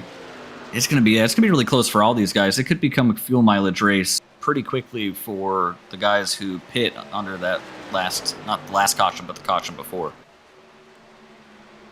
Yeah, right now up in the top 5. The one who's pit the latest was actually Justin White back on lap 51. Everybody else is pit on lap 56. So he's got 5 more laps of fuel left in the tank aside from everybody else. So he may be able to pit a little bit later. But, we saw that from the Christopher Darling move, as pitting later didn't work out. He was able to pull away by pitting earlier. That is true, and that definitely will help you. But I do think that something happened on that pit stop that we just weren't able to capture there. That was a bigger reason why he lost as much time as he did. Maybe he slid through the box and had to back up or something like that, because he lost so much time. He lost 5 seconds, and you're not going to lose more than 2 or 3 seconds just on pace disadvantage. So there was more to that story, but it's still really important though when you pit and where you come out in comparison to your competition is going to be really important here. Yeah. I do want to give a little shout out there. Dominic Tesoro going ahead and capturing the lead and pulling out front there. For the lead. Let's see if anybody else looks like still. Tristan's trying to make some moves here, working his way up into the 5th position. Yeah, he's coming to pit road here. Looks like the car behind him. All right, yeah. Mayer and Tesoro have come down pit. Julian Tesoro, that is, in the 30 machine. No, he's missing a lot of paint on the right side of his car there, so I don't know if he had a little trouble going on with that. So those two are the only ones that have pit so far. Stan Houseman up into the 2nd position, has now run down Tom Lester. So remember what I was saying about those two admins starting to make a push here, Rob, and here they come. Yeah, Houseman has been the fastest car on track for the last several ticker. It's just a matter of time, but before he catches Tesoro here, they're going to have to make a pit stop. So, this could be a really important pit stop, if Tesoro can stretch out ahead of Houseman enough to negate some of the drafting advantage. That would probably help him out a little bit, or maybe Houseman pull back in some of that 1 second lead here under pit road as well. So it's going to be a really important pit stop coming up soon. I know these guys are hoping to stretch it a couple more laps so they can be pretty sure on fuel to the finish. Yeah, we'll have to see how that goes. Want to give a little shout out now to Stay Tuned Sports. Go check out their podcast with Jimbo out there. He's doing all sorts of stuff. I can't even give you a schedule because he's all over the place. He talks about football, talks about hockey, he talks about basketball, racing, anything. And I think I've even seen him do a hot wing challenge, I believe, on some of his live streams. So he is also sponsoring this league. Good to see. That's why you see those green banners at the top of every single one of these trucks. So, man, he really gets his name out there. Go check out Stay Tuned Sports. Now, here comes the leader to pit road. Sorry to interrupt you, Patrick, but the leaders are all pitting together here. All right. And now's the time. Justin White is actually the only one who stays out. Remember, I said he pit back on 51. He was the one who stayed out the longest. So now Justin White, with his time to shine, out there in the front. Dominic Tesoro, Houseman, Lester, Sparling, Belanger, and looks like Doug Neal had made it back onto the track, and here he is coming down pit road as well. Yeah, and I'll tell you what, though, White is in a fantastic position here because he can go extra lap. I think he's probably going to have to pit this lap, but being able to go this extra lap means that he should be pretty good to the finish on fuel. We've seen guys make it 14 laps, but I don't think we've seen anybody go 15 laps yet. So this could get really interesting, as it appears the 69 lost a position to Houseman on pit road as well. So there's a lot going on all over the track. I can't even keep track of Patrick. Yeah, I mean, they're everywhere right now. Justin White staying out another lap, and right now has a 36-second advantage over Adam Newton, who had to pit, I'm sure, because he ran out of fuel. Tristan Mayer going ahead and surviving into that 3rd position. Remember, I was saying maybe a set of right side tires and out. He did have a 10.7-second pit stop. As you can see him sliding around turn 2 right there, hopefully waiting for those tires to heat up before he can get going. Dominic Tesoro, who was in the lead, back to the 4th, and Stan Houseman rounding out our top 5. So a lot of different switch here. Justin White actually going to be hung out to dry because of how long he's waited. These guys are taking about, let's say, Tristan Mayer, who took only probably right sides, about a 47-second pit stop from pit entry to exit. So if he pits now, he's going to be behind the 8 ball. These guys are going to pass him up something fierce. So Justin White has got to pit here really, really soon. Here he comes. Here he comes. So now the time ticking. So we are watching up there in the ticker there, and let's just watch it kind of saw away the time here. Adam Newton going to try to run him down. If you're Justin White, what do you do here, Rob? I mean, your bed is made here. You come down, you put 4 tires on it, and you hope that everybody else has to start backing off to save at the end, which could be a real possibility. Now, these guys are going to have to go 15 laps on fuel. He's only going to have to go 13 laps. He's going to lose the lead. There's really no two ways around that, but he'll be able to make it to the finish on fuel without having to save. So, I would say that he's definitely still in it. The main guy who I'm worried about right now is Newton, who just took the lead here. He's going to assume the lead, but I don't believe that he has any shot of making it to the finish without having to pit here. Yeah, that may be a bummer for him. Well, I could definitely expect to see Dominic Tesoro here. Maybe try to, help him with a little bit of draft to the back of that truck, or let Tesoro pass you and see if you can get a little bit of draft help. He has been out front in the fresh air, but it is just sucking up all the fuel he needs to make it to the end. Yeah, I just don't know if he's going to make it. Pit back on lap 61.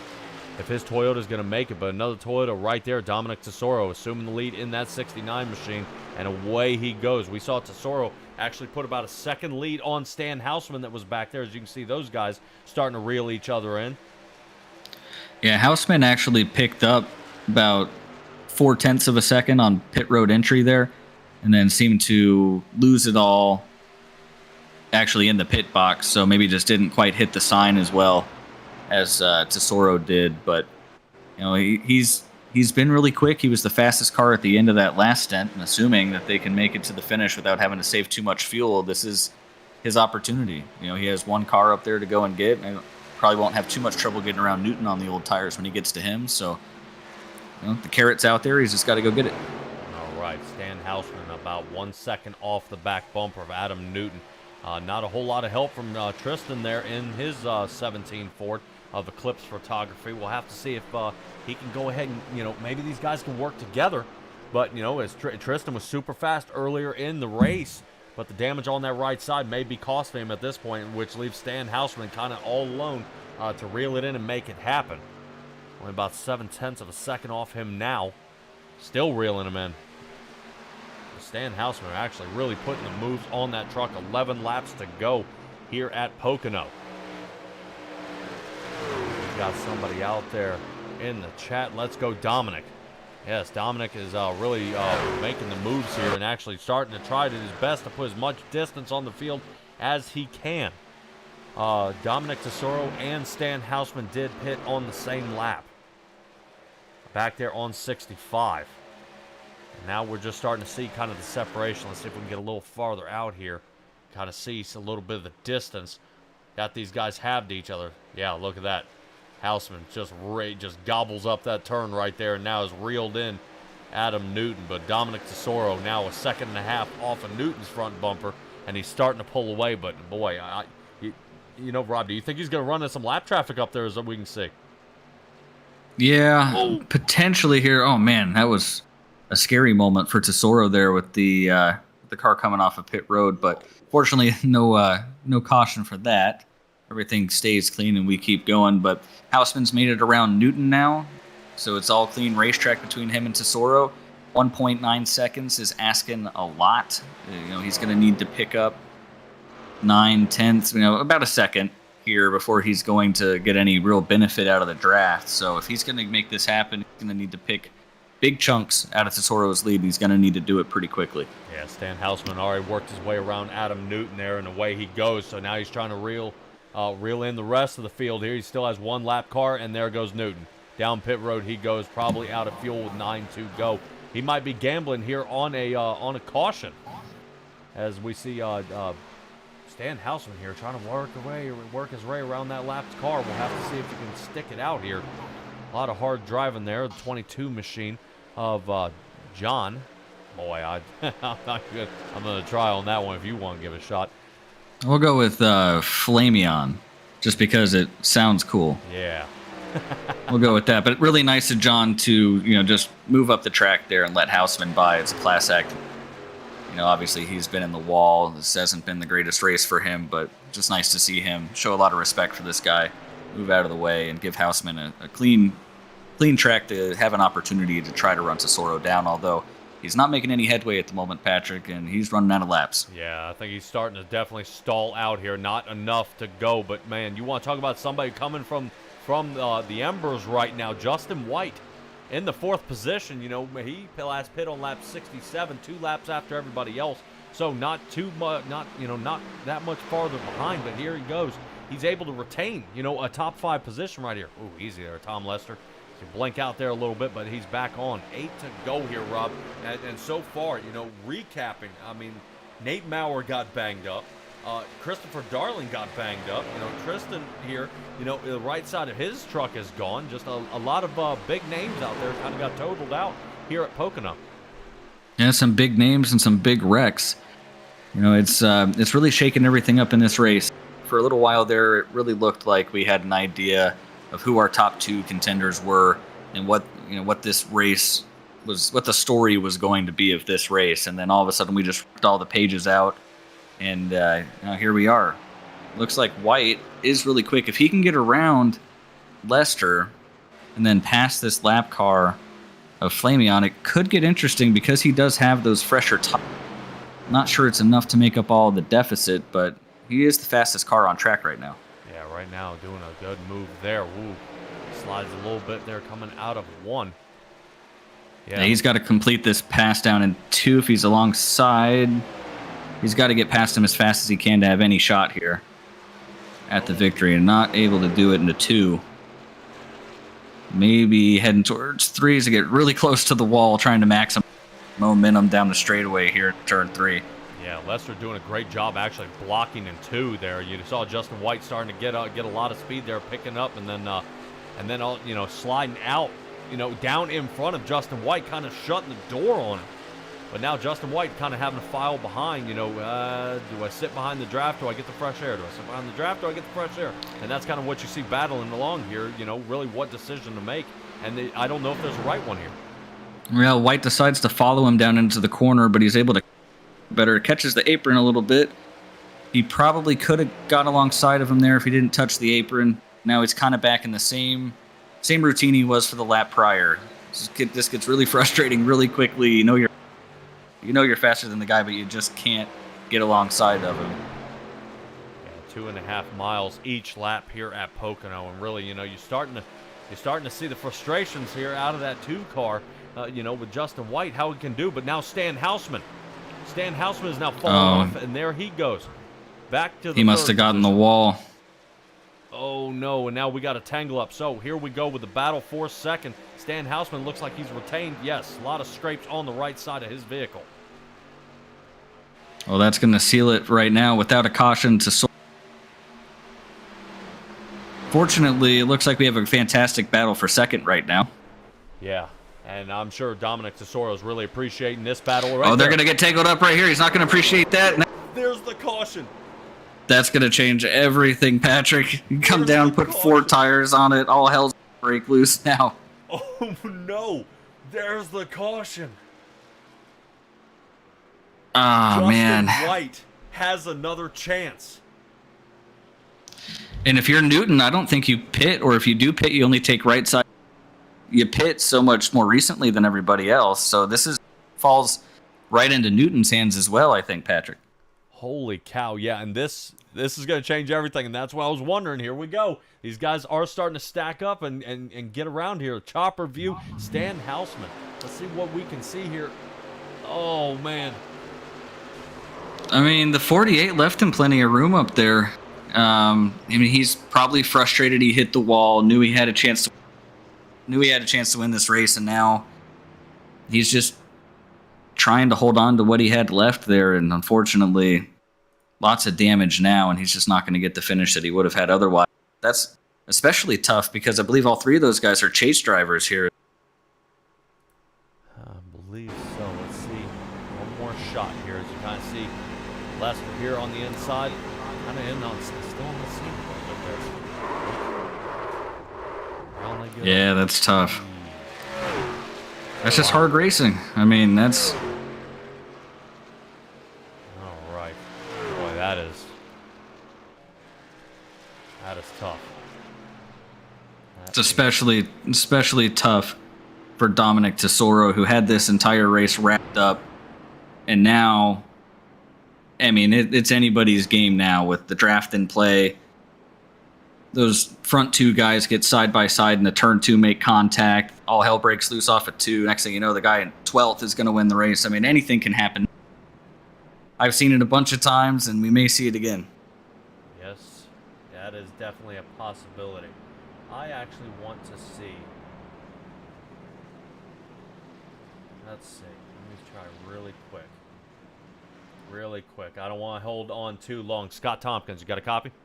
I do. All right, man. What a race this is right here. We're coming up with about 3 left to go. Here in this league, can you let our viewers know how many green-white checkers do we have here?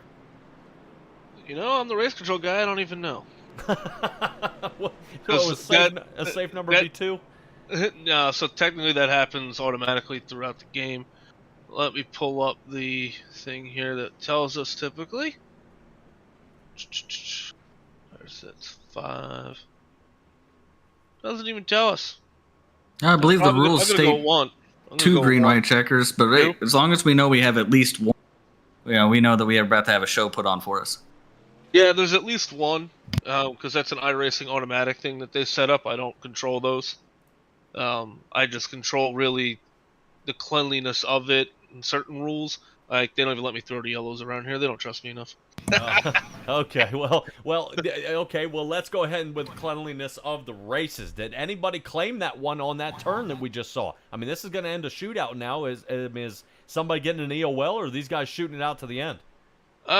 48 kind of claimed that he apologized, saying he didn't realize how tight he was getting, and that stand was there. So the 48, one other incident wasn't claimed that should have been personally. But beyond that, these guys are pretty good at calling out their wrecks. Alrighty. And I appreciate that, Scott, and we will send you back up top and go ahead and let you enjoy the rest of this race, as we only got about 3 laps to go. Yeah, and I hope the viewers love it, because it's fixing to be a good one. Oh, yeah, definitely a shootout, fresh tires, and repair. So, all right, bud. Good job. All right, and that is race control up there, Scott Tompkins. I had him, I believe, up in the top when I was raced at Knock Hill in the trucks. And you want to talk about a guy ready to pound his head off the desk. He could not figure out where to go, where people needed to be, and the mix-ups it was causing. So let's go ahead and get to our top 10 right now. Dominic Tesoro, Justin White, Adam Newton, Tristan Mayer. Goes ahead and survives in the 4th position. Julian Tesoro in the 30. Here, rounding out the top 5, Belanger. Look at him going ahead and hanging out here in the 6th. Colton Gum, 7th. Blaine Sparling, 8th. Jason Shue in the 9th position. Stan Hausman survives here in the 10th position. And that's all well and good, Patrick, but there's one thing that matters more than all of that. One thing that matters more than everything, and that is that the leader, White, and second place Tesoro here did not come down for fresh tires under that caution. Yeah, this it may or may not be suicide here for them. What are we looking at? About 13 laps ago, they pit. Everybody else is going to be on cold tires, so it is a possibility. Now, which would you rather have here? I want new tires. Tires mean a lot here. I'm not sure that your front row is. I mean, I don't give them great odds in being able to hold them off here. I think that tires mean that much. But it really depends on how clean they can get away. If you can get away, if you're Tesoro, you have a fantastic restart and you get away a little bit here, maybe you have a shot. The 29 didn't pit either. He has fresher tires than both of them ahead of him. Newton may be able to hold these guys up a little bit maybe in some scenario, but all of a sudden, Mayer looks like a hero. I think he's got right side tires on. Your first guy who has 4 tires on is, man, it's kind of hard to tell. A lot of stuff moving around over there. Maybe Belanger there with a 14-second stop. Maybe. Yeah, that looks like that would be him there in the 21 truck. So I think these guys who didn't pit, though, really have their hands full. It's going to be really difficult. It's going to be an absolute war down in turn 1 with everyone trying to make their spots. Yes, it is, and we're going to try to stay as much in the camera as we can. I know these guys are getting ready to spread out. Oh, Mayer gets a good launch there and jabs Justin White. Oh, no, the 29 hard in the inside wall. Oh, and I hope we have 2 green-white checkers. And the 29 has bent it. I believe he missed a shift there, is what it looked like. Whoa. That thing is totaled. Yeah, he's bent. I was going to say, as soon as he shot toward the inside, that thing definitely came loose. Let's try to get another shot at this and see what happened. This is ugly. 29. I mean, a beautiful spot. Yeah, I mean, has a good shot to win this race. Yeah, green flag is out. 29. He gets away fine there, so he's in second gear, probably right in second gear right here. Then it's going to be the shift to third gear right about now, probably. Yeah, you see the nose end drop. Doink. He may have downshifted instead of. Oh man, and one thing, a beautiful part about iRacing, we're actually, let's see on the inside, his RPMs and see, what happened during the restart, when we saw before. So, all right, here we go.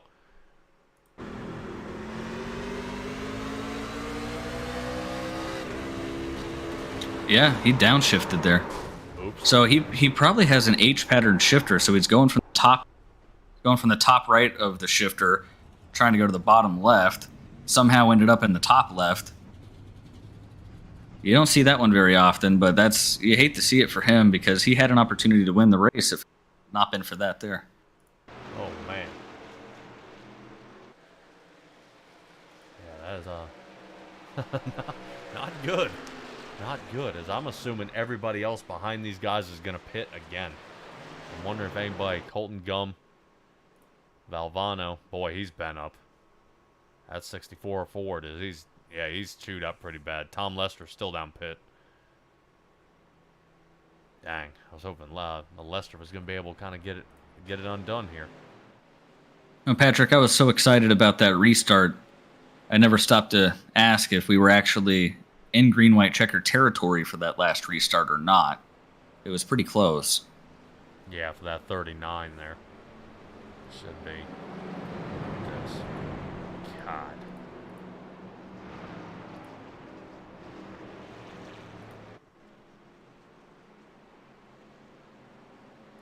Let's see if we can go ahead. And now the buffer is gone for Tesoro and White. There is no more buffer. Those cars lined up behind them have fresher tires than them.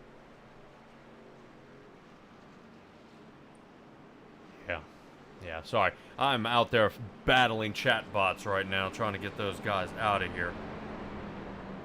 The worst thing about chat bots is they don't really seem to care about any type of normal standards of what's acceptable. They'd probably drown kittens if you let them, so.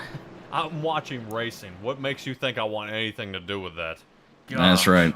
Man, they show up everywhere, too. There's no avoiding it. Yeah, I'm like, man, right now we're under another green-white checker. We're getting ready to get under green here in a little bit. The pace car lights are still on, so we got another round here. And what are they doing? Get out of here. I don't have time for that.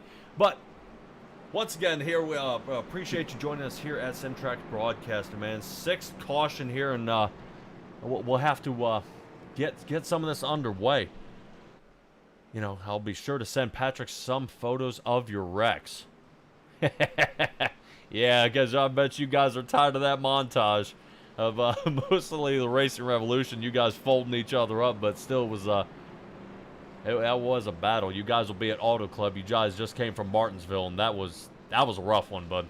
That was a rough one. Yeah. Talking about wrecks, Martinsville was definitely a rough race. It always is, man. It's just such a tough track and just nowhere to escape. And especially, I don't know how many cautions we had, but I look forward to not having any.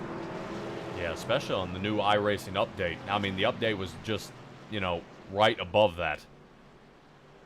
Yeah, everyone woke up that morning to a new update and a change to the way the damage worked and the toughest track on the entire schedule. So it was a bad combination. We made it through. Everyone's still smiling. We'll be ready for Auto Club next Wednesday. Oh yeah, and out there in the chat, Christopher, I am sorry, bud. I got to get those guys out of here. They're disgusting, and even if you want to bring your children in here, I don't want them seeing that. But appreciate what you're saying about how I'm doing tonight. I'm glad you guys were able to join us here. So let's get back down to the track since the pace car lights are off. Dominic Tesoro in the lead with Justin White. These guys have got to try to not kill each other, but somebody's got to win. Tristan Mayer here in the third. Belanger there, 4th position. Doing a great job here in the truck series. Blaine Sparling 5th. Jason Shue goes ahead and comes out in the 6th position. Julian Tesoro 8th. And I believe we've got a couple more guys still down pit road. Colton Gum in the 9th and Adam Newton 10th. Boy, still down pit road in a 10th position possibility.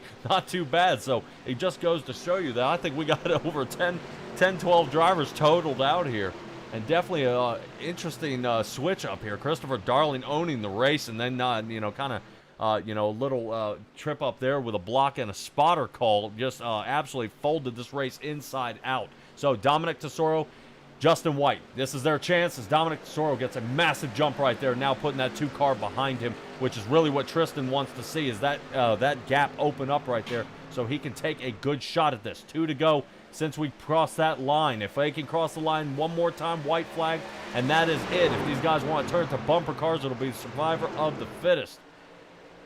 And Tristan Mayer sliding right there. And it looks like Tyler Belanger. Boy, I'll bet you those fresh tires are about to pay off. I think that 21 machine, this is Tyler Belanger's time to shine right here, Rob. I completely agree. The 2 tires are going to be pretty kind to the 17, but they're just nothing. 4 tires on that 21 truck. If he can get clear here, which he will. Ooh. Yeah, the 21 truck has a date with destiny for the win tonight, I think. We'll see. Turn 3, see how much he can catch up to Tesoro. All right, we're watching it wind down. So, Tesoro, we're about to see how well he can block. We are coming up to the white flag here at Pocono for the first playoff race here at the NSRA League. Tyler Belanger, he's going to take the outside line here, probably a more favorable spot. Quick little cutoff right there, so battle for the lead. Dominic Tesoro and Tyler Belanger. We'll have to see how this one works out with that 21 Ford really pushing on the back of that Toyota. He's going to have a great run. He's going to have to block him down the back straightaway here. You can't let him to your inside. This is going to be tough down at 2. He's going to have to pinch him if he wants to win this race. Yep. If Belanger can ride a little high, he's going to kind of stick 69 there on the outside. He now holds it, so now he only gets him by about 3/4 of his truck. Turn 3 will matter. Goes ahead and clears him. Finally gets away. Tyler Belanger will come away with the win here as long as he can hold it off the wall coming down the straightaway here. Oh, man. Tyler Belanger, away he goes to a race win here in the playoffs. Holy cow. Oh, man. And Tesoro ran out of fuel coming off a turn. He's going to run out of fuel and finish well outside of the top 10. Holy, what? What? What a crazy race. So your top 3, Tyler Belanger, Justin White, and Tristan Mayer survive. Tristan, after all odds, with all the bumping and banging and slamming around, survives to the 3rd place. Justin White 2nd. Where did Stan Houseman end up? Stan Houseman ended up back here in the 7th position. Still a solid top 10. And that is definitely going to change how these points line up right here. So Tristan going to be the one to get the most points, I'm sure, here tonight out of the chase. And Justin White behind that. Yeah, Justin White placed 2nd and Mayer 3rd. So, yeah, for Mayer to stay out front in the chase, that is a perfect position for him.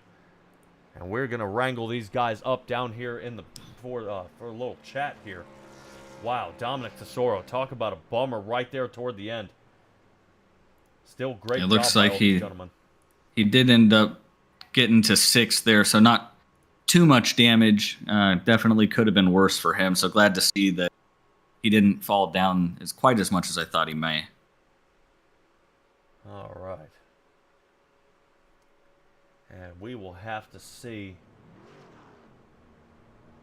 where you are. Tyler Belanger, if you are out there, I did not see you in the chat. I want to have a chat with you down here, bud. I do not see you out there. It looks like you might have blown the engine right there. All right. Got his money's worth on the engine there. Yeah. that is for sure. And we're going to wind this up here a little bit if you guys kind of bear with me. And we'll see if we can get Tristan up here into the booth and his 17 machine and how the final battle ended here in the race. Alrighty. Alrighty. Tristan, Mayer, do you have a copy? I do. Oh man, tell me I've been pronouncing your name right all night. It's pronounced Maher, but close Maher. enough. There it is. Dang. You know, you can never get all of them right, Patrick. I was like, please, no, don't tell me I've been, yeah, Maher. Dang. Sorry about that, bud. All right, so top 3 finish tonight. You were chasing down Christopher Darling most of the night, and you capitalized now. How first, I want to start with how'd you get the damage on the right side of that car? It was completely my fault. I was chasing down Chris, and I had fresher tires, and I was actually catching him. But it was my own mistake in the tunnel turn. I ended up hitting the outside wall coming out of the tunnel turn. So that's how I got the right side damage. It gave me 41 seconds of damage. So um, I was not down on engine power, but I was pretty down on speed during the straights, just from my aero damage and stuff. Yeah, still you were able to place a 3rd place finish tonight in the Eclipse Photography Ford out there, man. Really a good run for you. You come into the playoffs in the lead. And here and you go ahead and nail a 3rd place finish here. This will be a good wind up as you guys aim for the Glen next week. What kind of how do you switch gears from Pocono to the Glen in the upcoming week?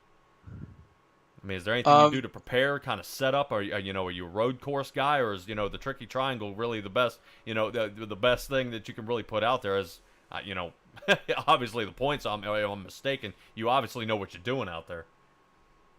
Yeah, for the road course, I mean, it's best. I probably will end up putting in some practice for Watkins Glen, just to get not even get my pace up, just to get my consistency up, because that's what I feel like most road course races is just being consistent and not making any mistakes. So that's basically what I'm doing. I'm putting some practice laps. Pocono is definitely a tricky track. There's every corner on this track is different. So in some ways it's like a road course because not every corner is the same. So yeah, I mean, I like Pocono. I love this track, but we'll see what we can do at Watkins Glen next week. Alrighty, well, it definitely did not get the best of you here tonight, but now, man, Tristan, go ahead and give me your shout-outs here, bud. Let's get you on the road. First things first, got to shout out the league, NSRA. They put on a great league and fantastic races every Friday and Thursdays. Look them up on Facebook. Join the Discord and see if you can get in on some of the races. Then we have to thank Max Graphics and Christopher Darling for this nice paint job on this Eclipse Photography Ford F-150. Super quick. And then we have all my TNR boys to thank. Tonight is Philip Scott, Jason Chu, Vinny Valvano. Thanks for their support and their help and stuff like that. And you guys up in the booth, of course. I can't wait to go back and watch the broadcast. Cool. All right, bud. Yeah, and really, what a show you put on for us here tonight. Didn't count you out, but I was a little nervous when Christopher Darling did start running away with it, and then a little bit of a different pit stop that you had. But hey, it worked out for you here. Here you are in the 3rd place position. Fantastic job, bud. And hope to see you next week on 3 Wide TV. All right, thanks, man. Appreciate it. All righty, Robin. That is Tristan Maher there. I keep trying to get messed up there because I don't want him to say his name wrong. But we're going to go ahead and find Justin White. I want to hear all about the Grimes truck. The Grimes Chevrolet. I like what he's got put on there in the Grimes Chevrolet here. And we'll see. Justin White, you got a copy? I do. Oh, man. All right. Well, you sound like a man that is kind of beside himself at this point. Tyler Belanger really with a 4-tire pit stop, I think really sealed the deal. But you kind of got off on different pit stop strategy than everybody else. Was that planned, or is that kind of the strategy we're trying to do here? Well, you can't win if you do what the leaders do. If you're behind, you can't. There's no way you're going to win because they're going to keep the same pace as you on fresher tires. So you got to do something different. So that first pit stop, I took gas only. Second pit stop, I took 4 tires and pitted a little a little bit earlier than I wanted to, but I did the math and I was looking at my calculators and it told me that I can make it to the end if I pit now and I'd have 1 or 2 laps left over. And I said, well, I mean, if I don't give enough strategy, enough gap now, then I'm not going to get, fresh tires aren't going to help me. So I said, let's pit it and see what happens. Of course, my teammates started following me at that point, but we got down to the end, and that one, I think the third caution from the end, I took 4.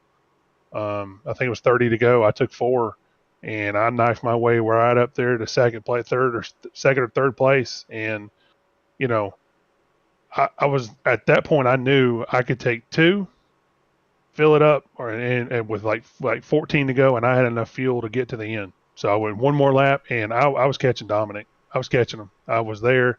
I was running him down. Yeah, definitely. That was something there. Yeah, I mean, just so much speed. We were looking at, you and Stan Houseman at the same time. You just started picking up a boatload of speed there. I believe it was on Tom Lester of the 48. You guys just started hooking up and rocking and rolling around the, around the track here. You picked up 16 spots tonight from where you started. I mean, you were the hardest charger of the night, aside from Jason Shue that landed in the 5th position. So, I mean, did you have a bad qualify time, or did you prefer to start farther in the back? I actually planned on qualifying, but I got caught up in adding a driver last minute, so I missed qualifying altogether. So, yeah, so at that point, I knew that if I had to have some kind of different strategy to get to the front, because it's hard to pass here. I mean, with the momentum you've got on these trucks and how it wears the tires, I mean, you gotta do something different.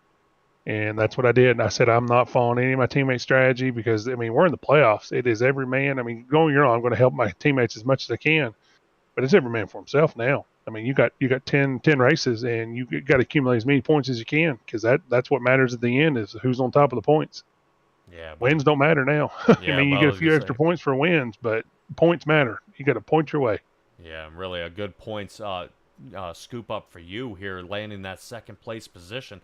And that's just another thing, when you guys get, admin status out here for the NSRA League. You have so many people to deal with, different options, different people joining, and that's what you want to do. You want to make sure people can get in. But man, what a mashup it is toward the end.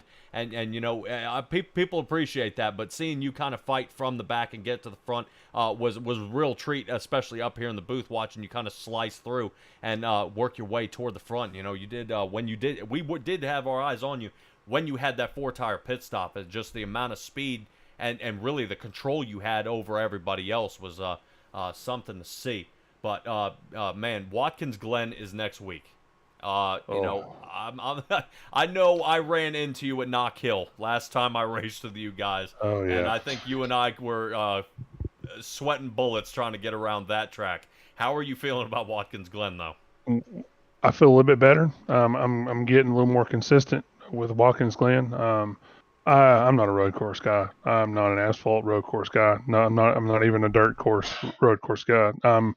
I like asphalt ovals. That's what concrete ovals. That's what I'm good at. That's my specialty. I'm trying to figure. I mean, if you give me an LMP2 car, let's get after it. Let's get a specific road car. Let's get after it. But with these trucks and how they're heavy and they just kind of, their center of gravity is so high up in the car and how they roll and whatnot. And of course, this new damage model is going to play.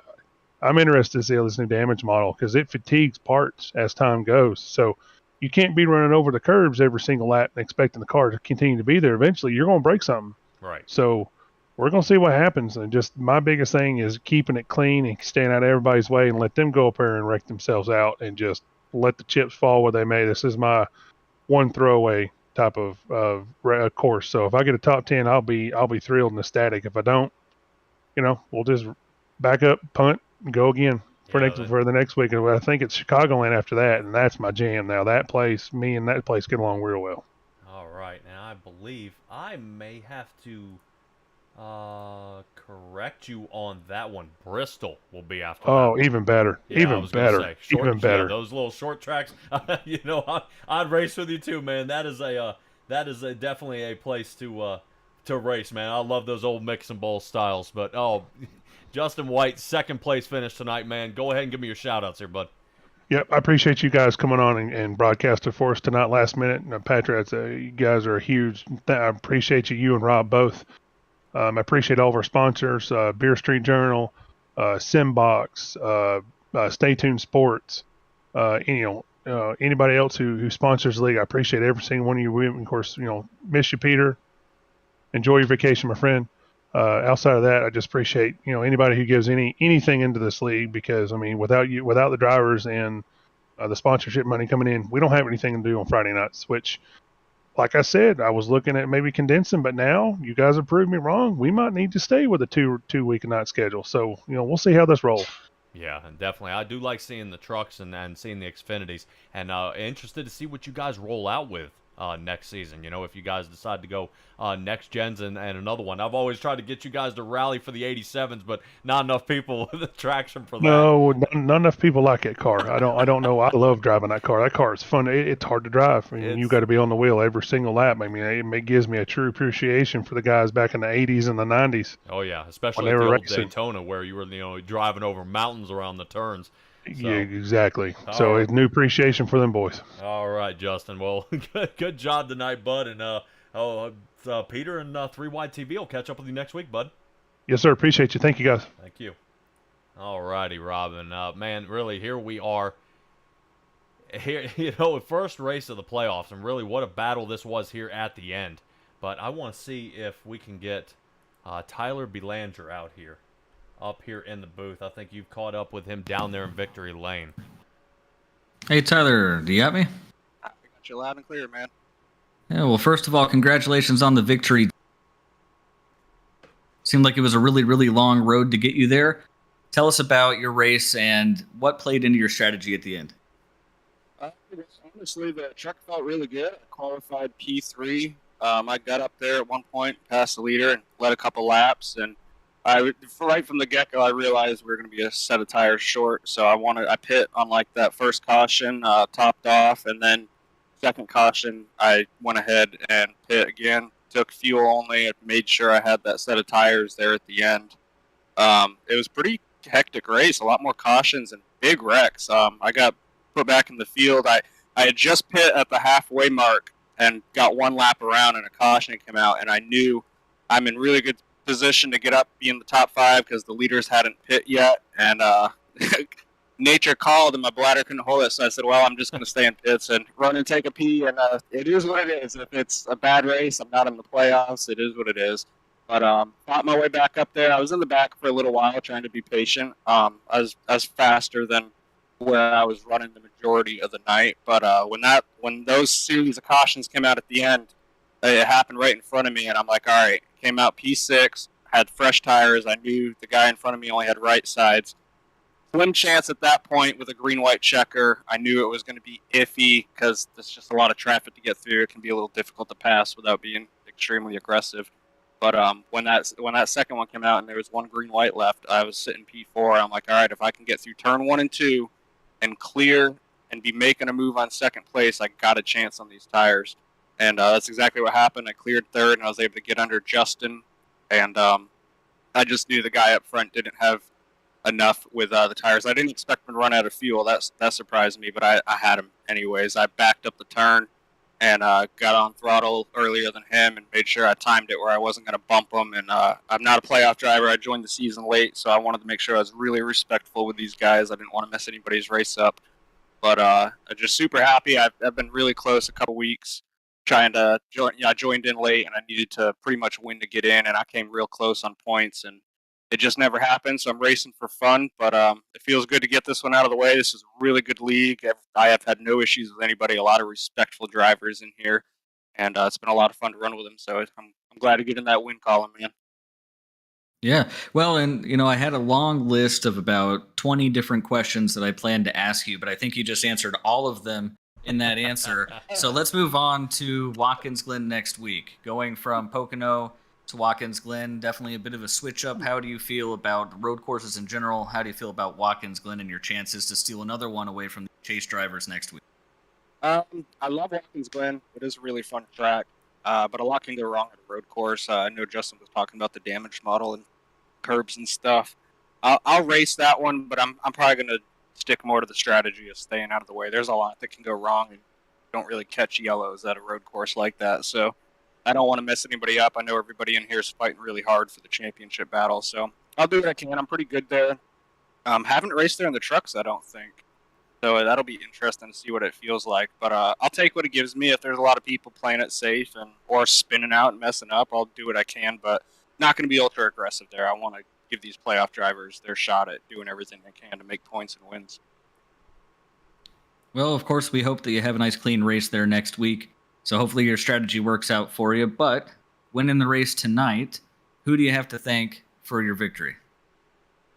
I mean, I don't have any teammates or anything in here. I'm still new and getting familiar with everybody. I want to thank everybody, though. Everybody raced me really clean. I really pride myself in driving clean and give and take. And if I know I'm on old tires, I'm going to move out of the way for people. And I hope they repay the favors. And nobody raced me too hard tonight as far as throwing some dirty blocks or unnecessary blocks, which I know we saw tonight. So I just thank everybody in the league. It's a good group of guys. I appreciate you guys coming in late and broadcasting. I always listen to the broadcast while I race, so it's always fun to listen to you guys up in the booth while I'm on track. And thank everybody for putting on a pretty good race around me.